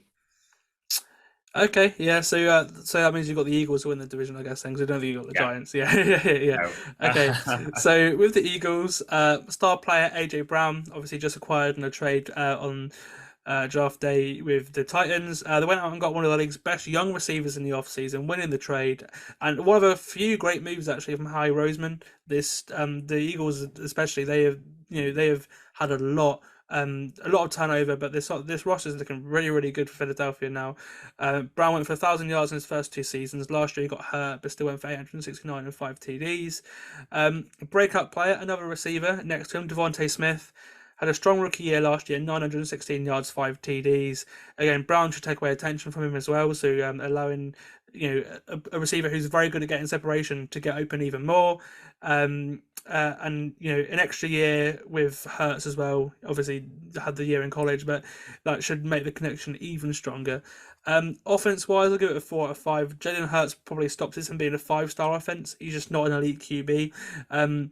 Yes, he has the added element of his legs, but is he Lamar? No, he's Dak at best, in my opinion. They've that's the sort of level I'd say Jalen Hurts can be.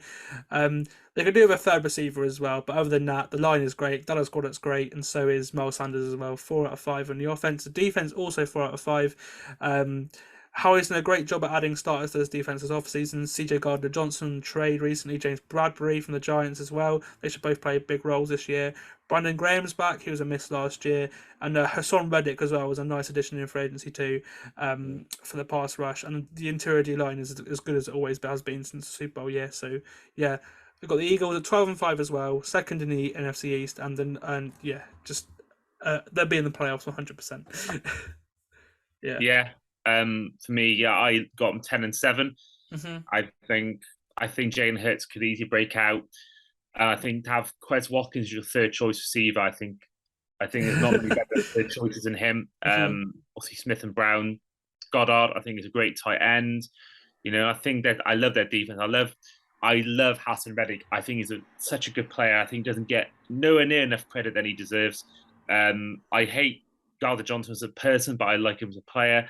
And then I think the biggest deal of the whole draft was getting the Kobe Dean in the 3rd round. Yes. I think he is maybe not straight away, but I think he'll be someone that'll be could be a top 5 linebacker in the next 5 years, in my opinion. I rate him that highly out of college. So I think the Eagles will win the division, and I think that Nick Sirianni's done a great job, and I think they'll have a good year and make the playoffs as the winners of the division.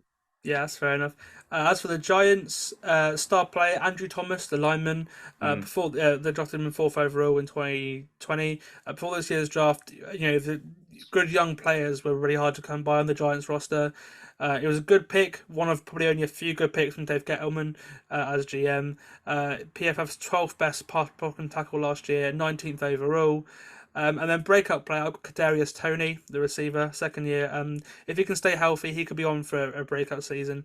He caught 39 balls last year for 420 yards in the 10 games that he played last year before getting hurt. And the receiving core for the Giants, all of them are really unreliable, which is why their offense is only a 3 out of 5. Kenny Golladay is okay, but apparently he's just not the same guy anymore. That's what I've been seeing on training camp. Sterling Shepard, again, average. So Kadarius Toney can really break out. The O-line with Evan Neal should be better. Obviously, Andrew Thomas as well. It's a pretty good O-line now for the Giants. Unfortunately, QB just isn't it yet, and I don't think it ever will be, even with Brian Daboll there now.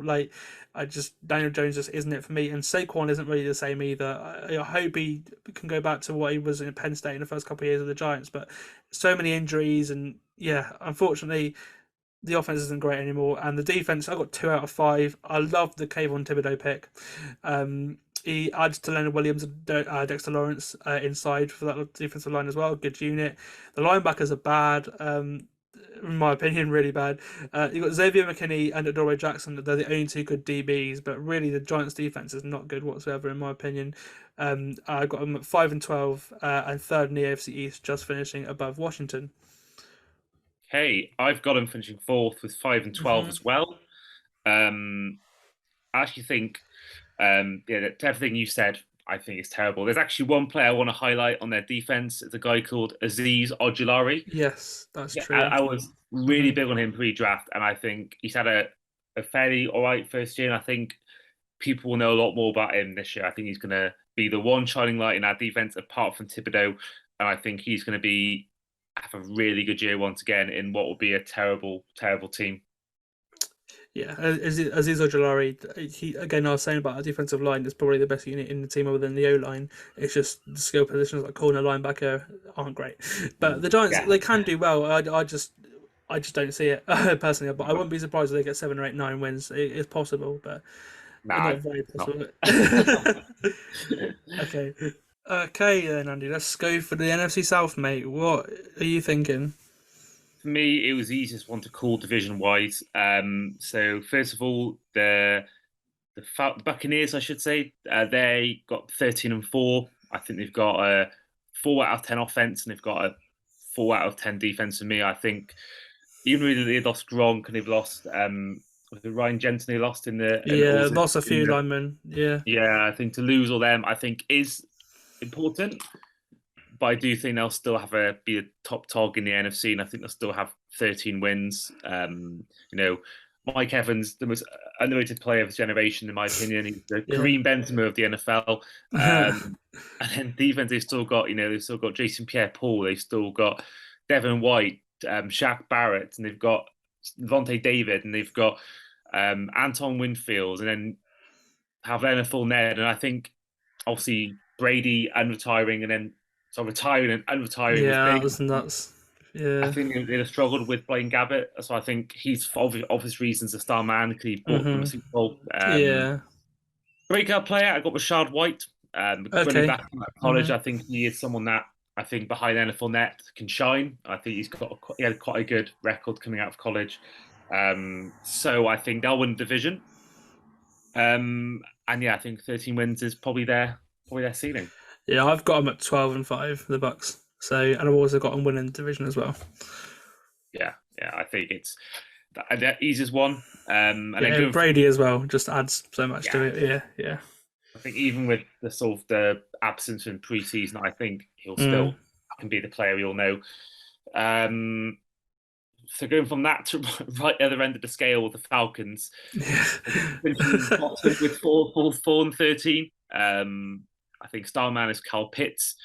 I think that he is someone that was a real shining light in that offense last year.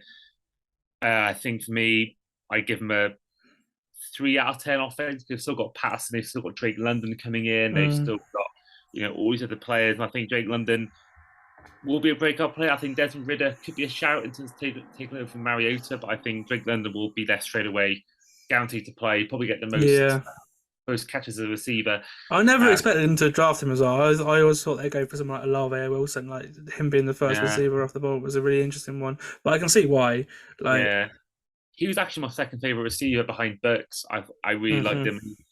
It might be a bit like CD Lamb in terms of his body size and in terms of the catches he's making. It does remind me a bit of CD Lamb, but defense not great. I'll give it 2 or 3. It's not bad. It's not great. I think I think they've lost a few pieces off season.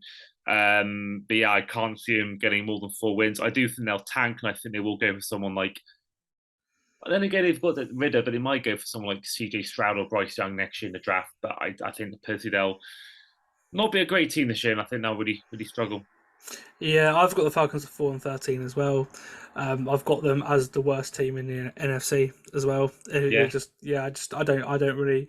They're not talented really at all, especially losing Matt Ryan as well. Like Marcus Mariota, don't get me wrong, he's an okay quarterback, but he's nothing special. Like, and yeah, Kyle Pitts, yes, but the defense is really bad. Like, there are so many players just wouldn't start for any other team. It just is. Yeah, the Falcons for me no.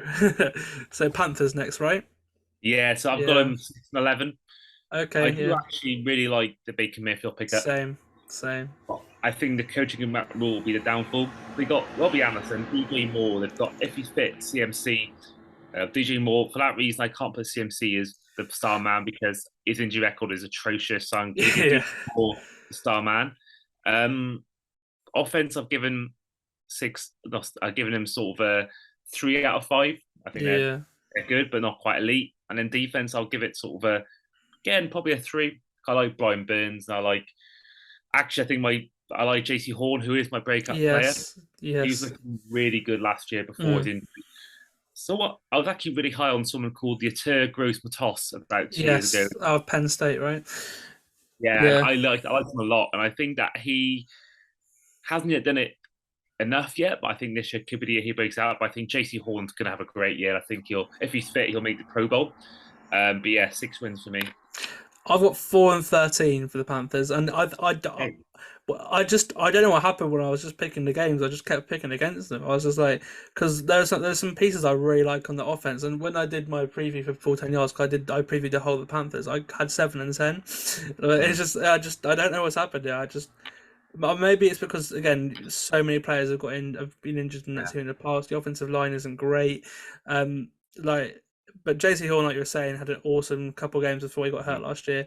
McCaffrey, I just don't trust at the moment. I really don't. You can't at all. And I mean, it was a disaster down the stretch last year with, obviously with Cam and Darnold and PJ Walker.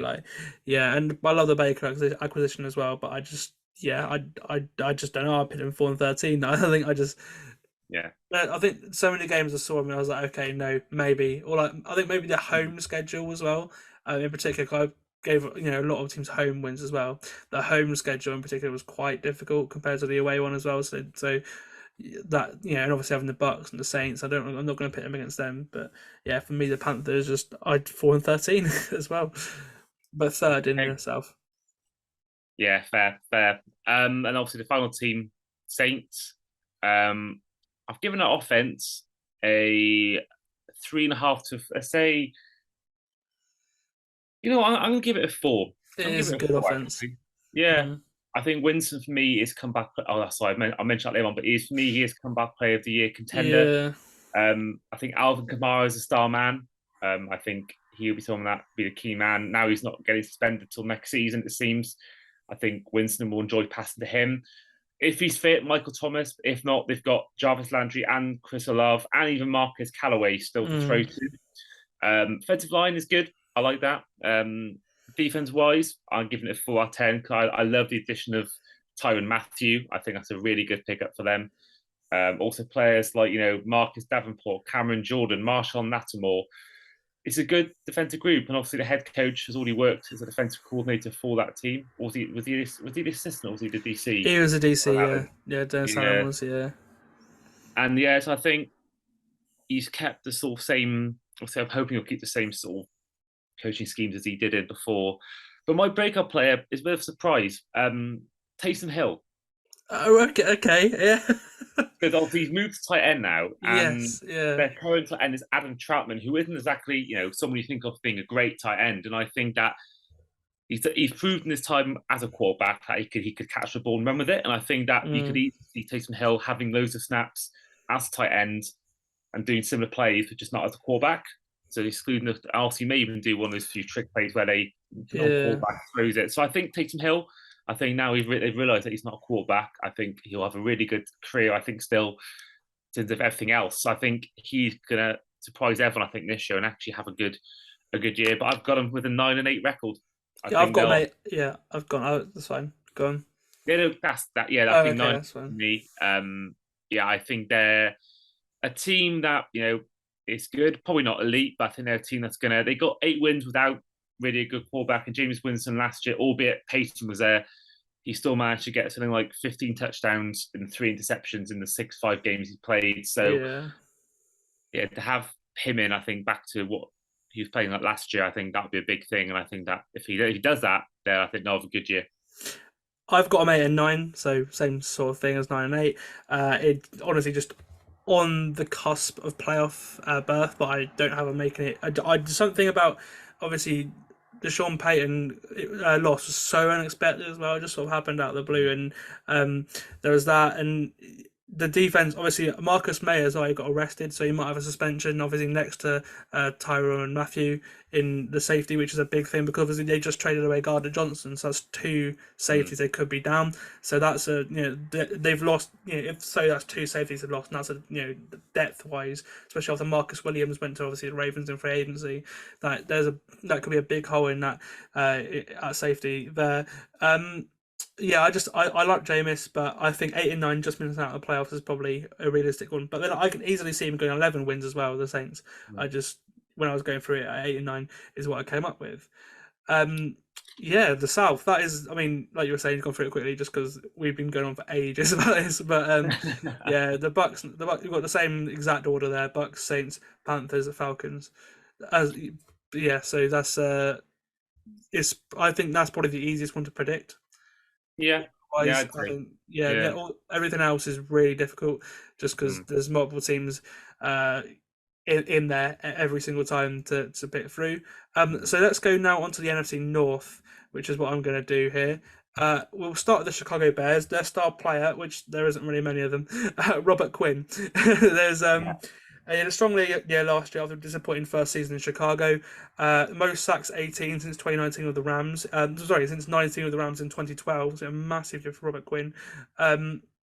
His numbers may come down without Khalil Mack next to him, which is it's understandable. But certainly their best player last year in 2021. Breakout player, I got Justin Fields. If their third preseason game against the Browns was any indication, he's going to have a massive season. He went 14-16 for 156 yards and 3 TDs in the first half of that game, a 92.6 PFF grade, which is a very good grade, and also a big time thrower as well. He looked really good, Justin Fields. He was throwing some darts out there, and I hope he has a really good season. The offense, are giving it a 2 out of 5. I feel bad for Justin Fields because it just isn't good talent-wise. The O-line doesn't look good at all. Receivers bar Darnell Mooney and nothing special. Obviously, you've got Khalil Herbert in there, the running back, and Cole Kmet's going into year 3, could be all right, but it's it's a below-average offense, if I'm being honest, over the Bears. Defense, I've also got 2 out of 5. It's the same with the defense. If it wasn't for Robert Quinn, Eddie Jackson, and Jalen Johnson, the cornerback out of Utah a couple of years ago, this could be the worst defense in the league. There's no depth at all.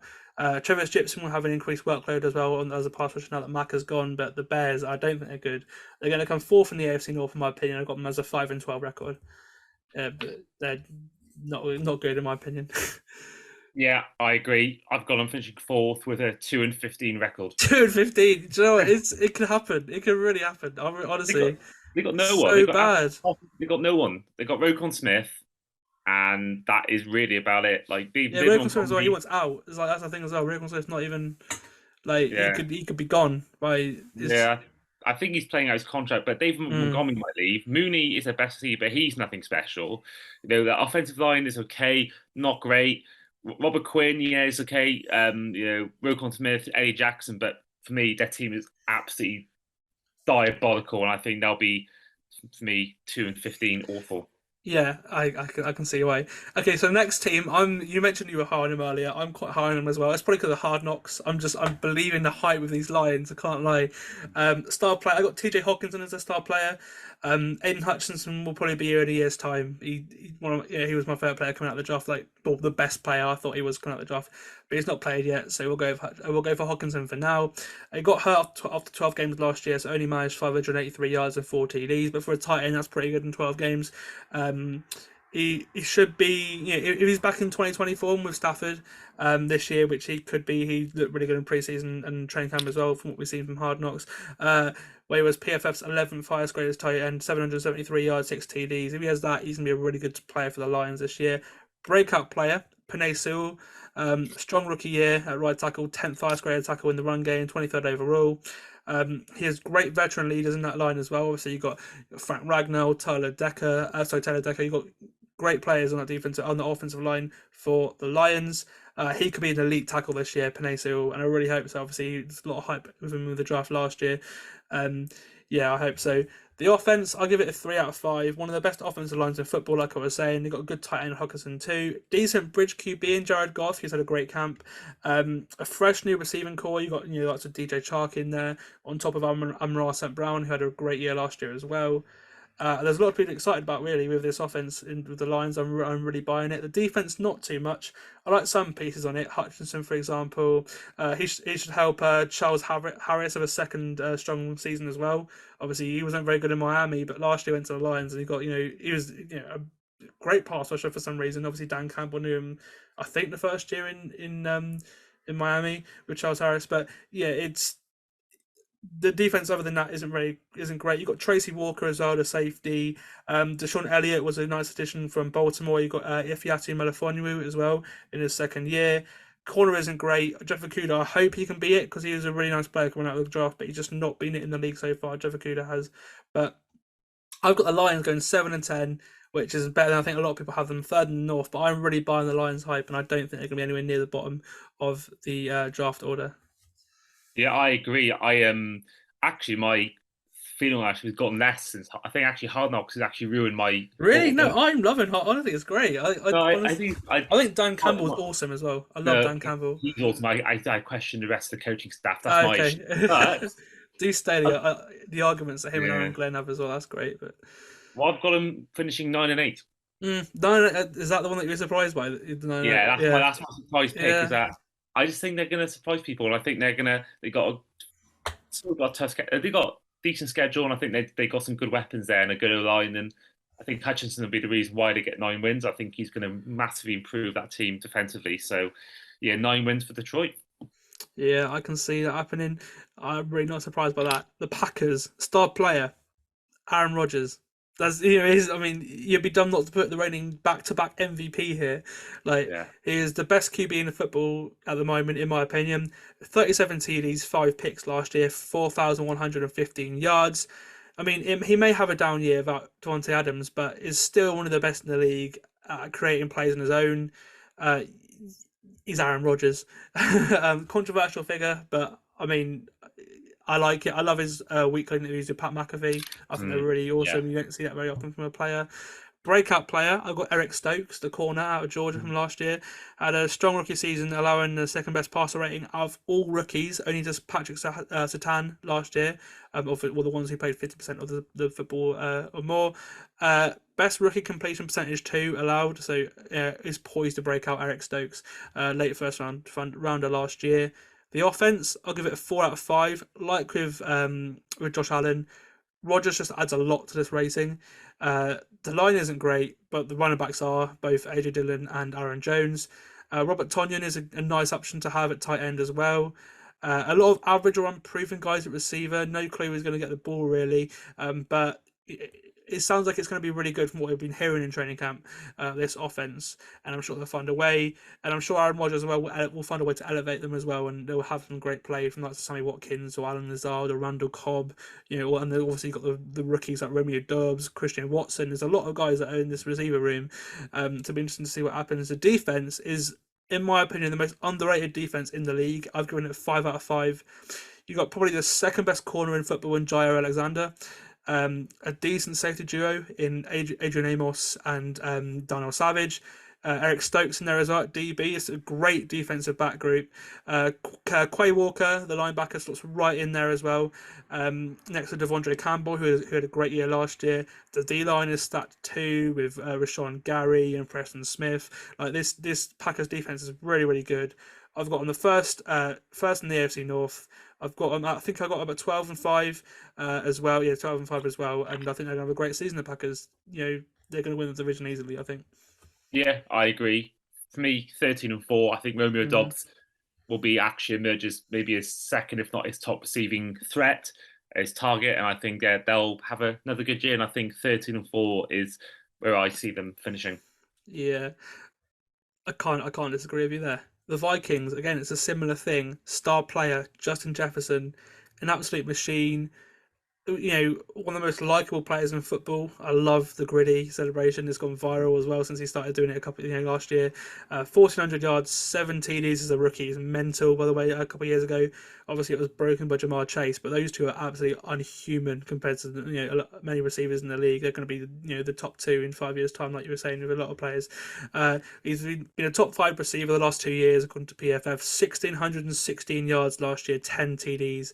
I drafted him in very early in fantasy this year, and I'm happy about it because he's going to get the ball a lot.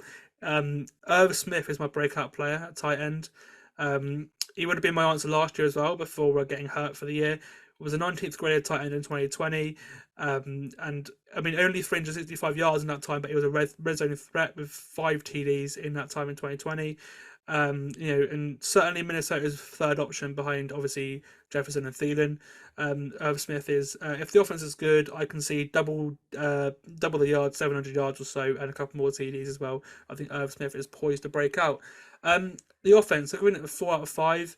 Kirk Cousins, he's a very talented skill position offense wise. If he was an elite QB, it might even be a 5, but he's not. An average O-line, but one very good receiver, one good receiver, a good young tight end, and a multiple 1,000-yard running back in Dalvin Cook. This offense is really good for the Vikings. 4 out of 5. The defense, 3 out of 5. I like the front seven quite a bit. The D-line is nice. Zadarius Smith and Daniil Hunter are a pretty underrated pass rushing duo as well. For Zadarius Smith coming over from Green Bay. Same applies to the linebackers as well. Jordan Hicks coming over from the Cardinals, and Eric Kendricks as well at linebacker. But the DBs are young, but you got 2 veteran leaders in there, Patrick Peterson and Harrison Smith. The rest of them, you've got Cameron Dantzler, who's a slot corner who did all right last year. But the defense isn't anything properly special. I got the Vikings going 9-8. I think actually they're the one team I think that a new head coach could actually be a good thing for them in terms of straight away. Because I think they were looking stale under Zimmer, and I think someone like Kevin O'Connor, who was a Rams offensive coordinator, will finally be someone that Kirk will have to be alongside, and I think that he will elevate Kirk's game. I think have Jefferson and Thielen and someone I think will break out in KJ Osborne as well. Yeah. I think that's a good trio there, and I think that they're going to have a good year and finish 10-7. Yeah, very similar records there. So again, I think that you've got the same with the North: Packers, Vikings, Lions, Bears. That's our same thing there. Those ones are pretty easy to predict. Anyway, let's finish off with the NFC West, Andy. I'm interested to see what you got here now. Then. Well, I actually found this the easiest one to call, besides maybe the AFC East, because I think for me, I'll do all 4-1 actually, because I think the Rams will win it with 12-5. The 49ers will be second with 9-8. Cardinals third, 7-10, and then Seahawks fourth, 3-14. In terms of the Rams star player, I'm wearing a Anthony Davis Lakers jersey from one LA to another in Aaron Donald, star player for me. Unbelievable, best player in the league in my opinion. Nothing more you can say about that. I've given both their offense and defense as 4 out of 5, but I think their breakout players can be someone called a running back called Kieran Williams from Notre Dame. Yes. At Notre Dame. Yeah, last year, Yeah, because his last 2 years, he had combined 600 receiving yards, but also had back-to-back 1,000-yard seasons, and he had 13 touchdowns in 2020 for Notre Dame, and in 2021 for Notre Dame, he had 14 touchdowns. So I think he's someone I think could really, he's down as third back at the moment, but Akers and Henderson, Akers hasn't got the best injury record, and Henderson hasn't really done anything too special, I don't think, in the NFL. So he's someone to look out for. The 49ers, Trent Williams, star man, best lineman in the league. Yeah. He's a massive part of their thing. Deebo Samuel's also a good shout. And Elijah Mitchell had a great first year running back. I think this year he's the number one consensus running back. I think he will once again very good and once again elevate his game. Giving their offense a 4 out of 10 and their defense a 4 out of 10. Cardinals, I'm a bit less high on, 7 and 10. I think star player D-Hop, when he's back, I think they missed him when he was injured last year, and I'll miss him again this year through suspension. And then Isaiah Simmons, he's been dying to break out the last couple of years. I think this year could finally be his year to do it. I've given their offense a 3 out of 10 and their defense the same thing. I like some parts of both sides of the ball. And then the Seahawks will have the second worst record in the whole league, in my opinion, and the second worst in the NFC. I've given their offense a 2 out of 5, but DK Metcalf and Tyler Lockett stopped being a 1 out of 5. Yes, yeah, it's bad. And their defense, same thing, 2 out of 5. Not I like great. Kenneth Walker, actually, the running back out of they drafted. And Penny. Yeah, Rashad Penny as well. But yeah, it's not great for the Seahawks. I can see why. Yeah, I think Charles Cross will break out for them as well. I think good draft pick that was. My favourite lineman in the whole draft. I thought he was really good, and I think he will be, again, one of the only shining lights, along with likes of Penny, Metcalf, and Lockett and Walker. Yeah, and I've got the same order. I've got the Rams at 13 and 4. I've got the Niners actually at 12 and 5. I think they're going to have a really good season, the Niners. Okay. I've got the Cardinals at 8 and 9, similar to your 7 and 10. So I think this is it for Cliff Kingsbury. You've got to get so much more out of Kyler Murray than you have done. Last season was a diabolical collapse. I don't even know what happened there with the Cardinals. And yeah, D-Hop will be a big miss with his suspension at the start of the season too. And then the Seahawks have got them at 5 and 12. So yeah, I'm a little bit higher on most. I think they're going to have a good ground game. Obviously, a Russ gone. Pete Carroll has to run the football a lot. So there'll be that. So won't have to rely on Geno Smith too much. But yeah, the Seahawks 5 and 12. I've got them. So that brings us on to our NFC. Or our top 7, basically, our 7 playoff teams in the NFC. I'll go first. I've got the Rams at 13 and 4, and then I've got 5 teams at 12 and 5. I didn't realize actually I have 8 teams with the same record at 12 and 5 over the entire. Wow. Yeah, I didn't even notice that until just now. But I got the Packers at 12 and 5, the 2 seed, the Bucks at 12 and 5, the 3 seed, and the Cowboys at 12 and 5, the 4 seed.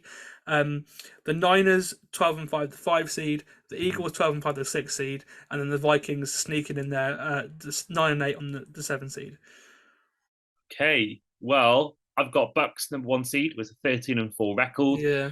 I've got the Packers second with 12 and 5, and the Rams third seed is 12 and 5, with the Eagles fourth as 10 and 7. Sorry.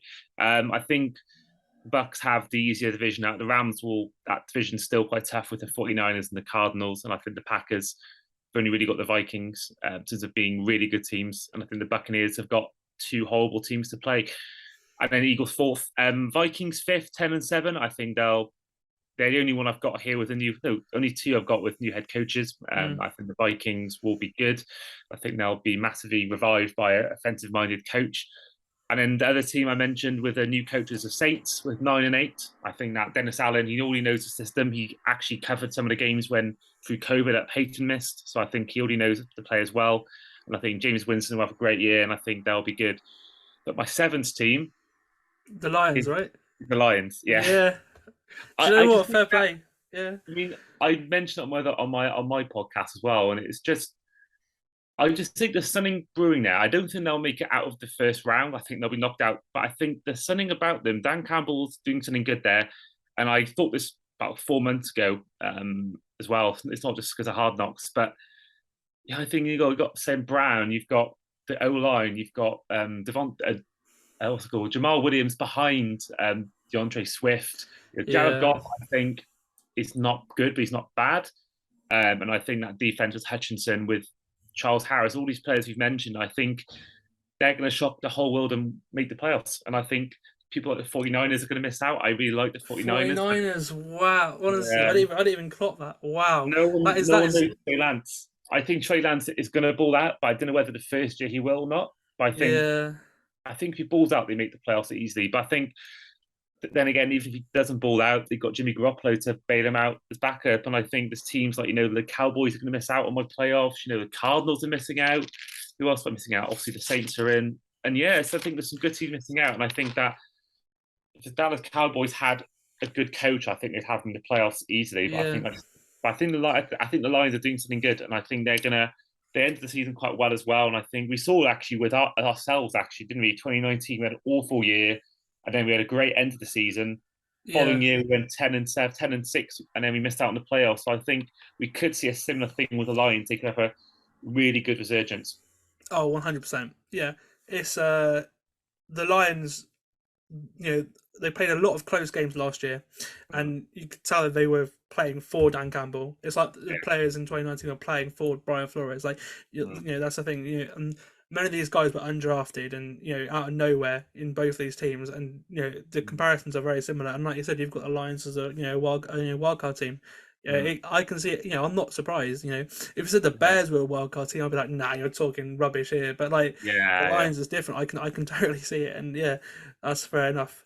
Okay, so that's us previewing every single team in the NFL. Now it's taken a long time, and thank you for listening to this podcast. It has been great. We just got one little segment left, going through our award winners and obviously picking our Super Bowl winner too. Okay, so let's finish off the podcast by picking our award winners, and also going and picking our Super Bowl matchup, and then our Super Bowl winner as well. Okay, so let's start with the MVP. Personally, I've got Josh Allen. I can't look past him for the MVP this year. The elite QB in the best situation, I think, because there's uncertainty in Kansas City, there's uncertainty in Green Bay, there's uncertainty in Tampa Bay too. Like, all the people that you expect to be competing for MVP, whether it's Rodgers, Brady, Mahomes. Josh Allen's in the best situation out of all of them, and I think he's going to get MVP. I think he's going to have an absolute great season. Nothing's really changed on that offense. Other than Brian Dable, but again, I don't think Ken Dorsey's going to be that big of a difference. So MVP, Josh Allen. Yeah, I've got the same. For the exact reasons you told me, I think he's just going to ball out. They got the best record in my division, in my whole of my predictions. So I think, Josh Allen for me. Whether they'll win it, I don't know, but they'll. I think he'll have a great year. Okay, as for the Offensive Player of the Year, I'm going to go for Justin Jefferson. First time with an offensive head coach as well for him. It's the Rams scheme, and obviously Cooper Kupp last year had an absolutely amazing year in that scheme. So I think it makes kind of sense. He saw the likes of Cooper Kupp dominate last year, and I think Justin Jefferson is going to absolutely dominate and get Offensive Player of the Year. Okay, mine's a left field one. Okay. Mark Andrews. Oh, no, do you know what? Okay, that is left field, but I just think that I'm really high on the Ravens, and I think that Mark Jackson for me is an MVP candidate, and I think that his number one target is going to be Mark Andrews, and I think he'll be the best tight end this year, and I think he's going to have a great year, and I think he's on like 50-1 to win it or something. So I think he is someone that he's going to do well. So I think Mark Andrews will smash it. Yeah, I've got a left field one for Defensive Player of the Year. I've got Jalen Ramsey, which is an interesting one, because obviously corners don't normally win it. We've had Stephon Gilmore in recent years. Mm-hmm. If there's no dominant edge rusher, I think Ramsey could sneak it. With another sort of like Darrelle Revis like year in coverage, just locking down everyone. If he gets 5, 6, 7 picks, which is possible, it is entirely possible Jalen Ramsey gets Defensive Player of the Year, which is why I've gone for him. Yeah, I don't really have any problem with that. I'm going for a cop-out in Aaron Donald. It is. Fair enough. I think Myles Garrett could be one, but I think for me, Aaron Donald will win it back this year. Yeah, it's the easy pick, isn't it? Aaron Donald he's won it so many times. Okay, so Offensive Rookie of the Year. I mentioned his name earlier. I've got Kenneth Walker, the Seahawks running back. Like I said, with Russ gone, Pete Carroll is just going to want to run the ball a lot. Obviously, Rashard Penny's in there as well. Chris Carson, obviously retiring because of the neck injury, has allowed Kenneth Walker to go up the depth chart, and I think he will thrive in being fed that ball. He's a lot of people's favourite running back as well in the draft this year, as well as Breece Hall.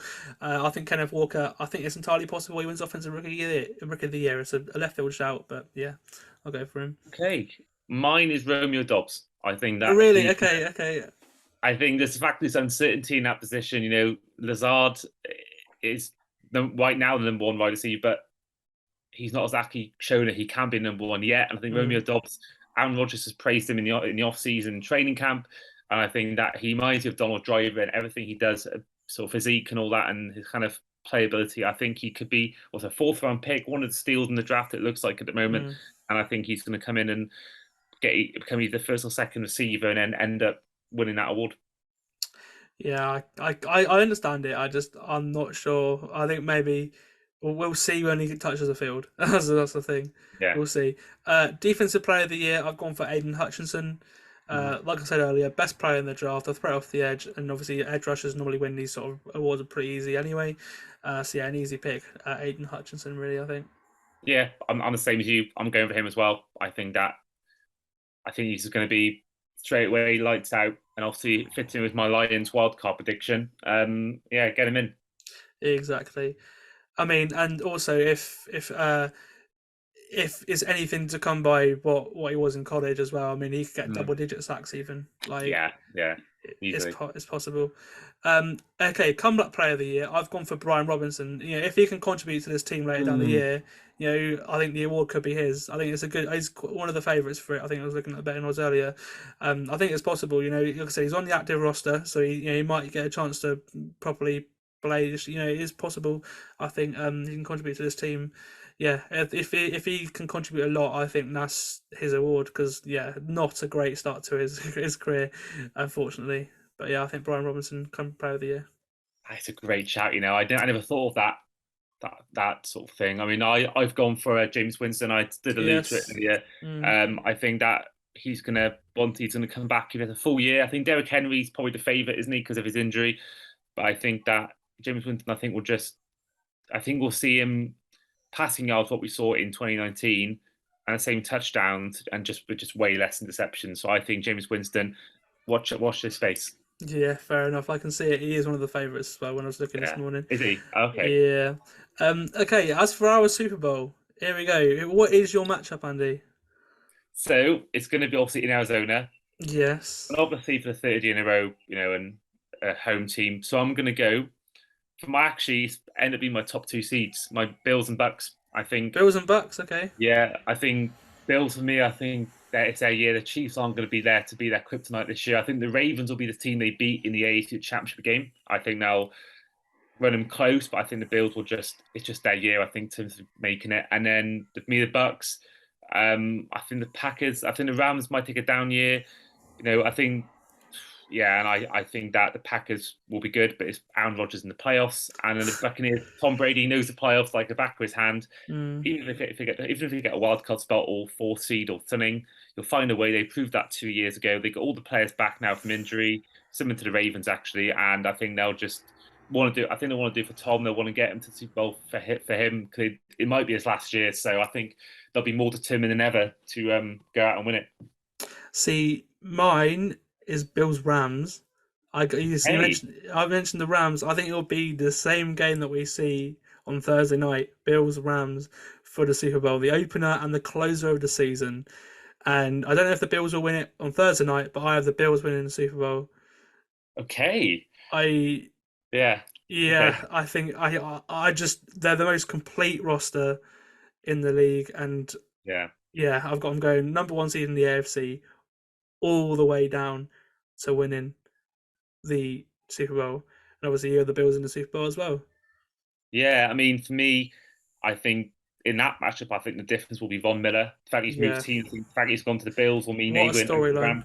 Oh, amazing. Imagine if that happens, or even the Broncos. Oh, they wouldn't be because they'd be in the same conference. But yeah. Bills, everyone knows their story. They lost 4 in a row.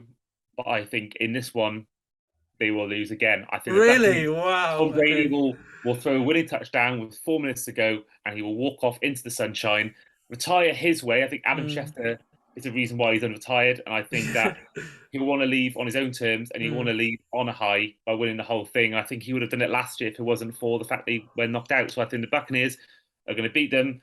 I'm going to say by 10 points. Wow. Okay.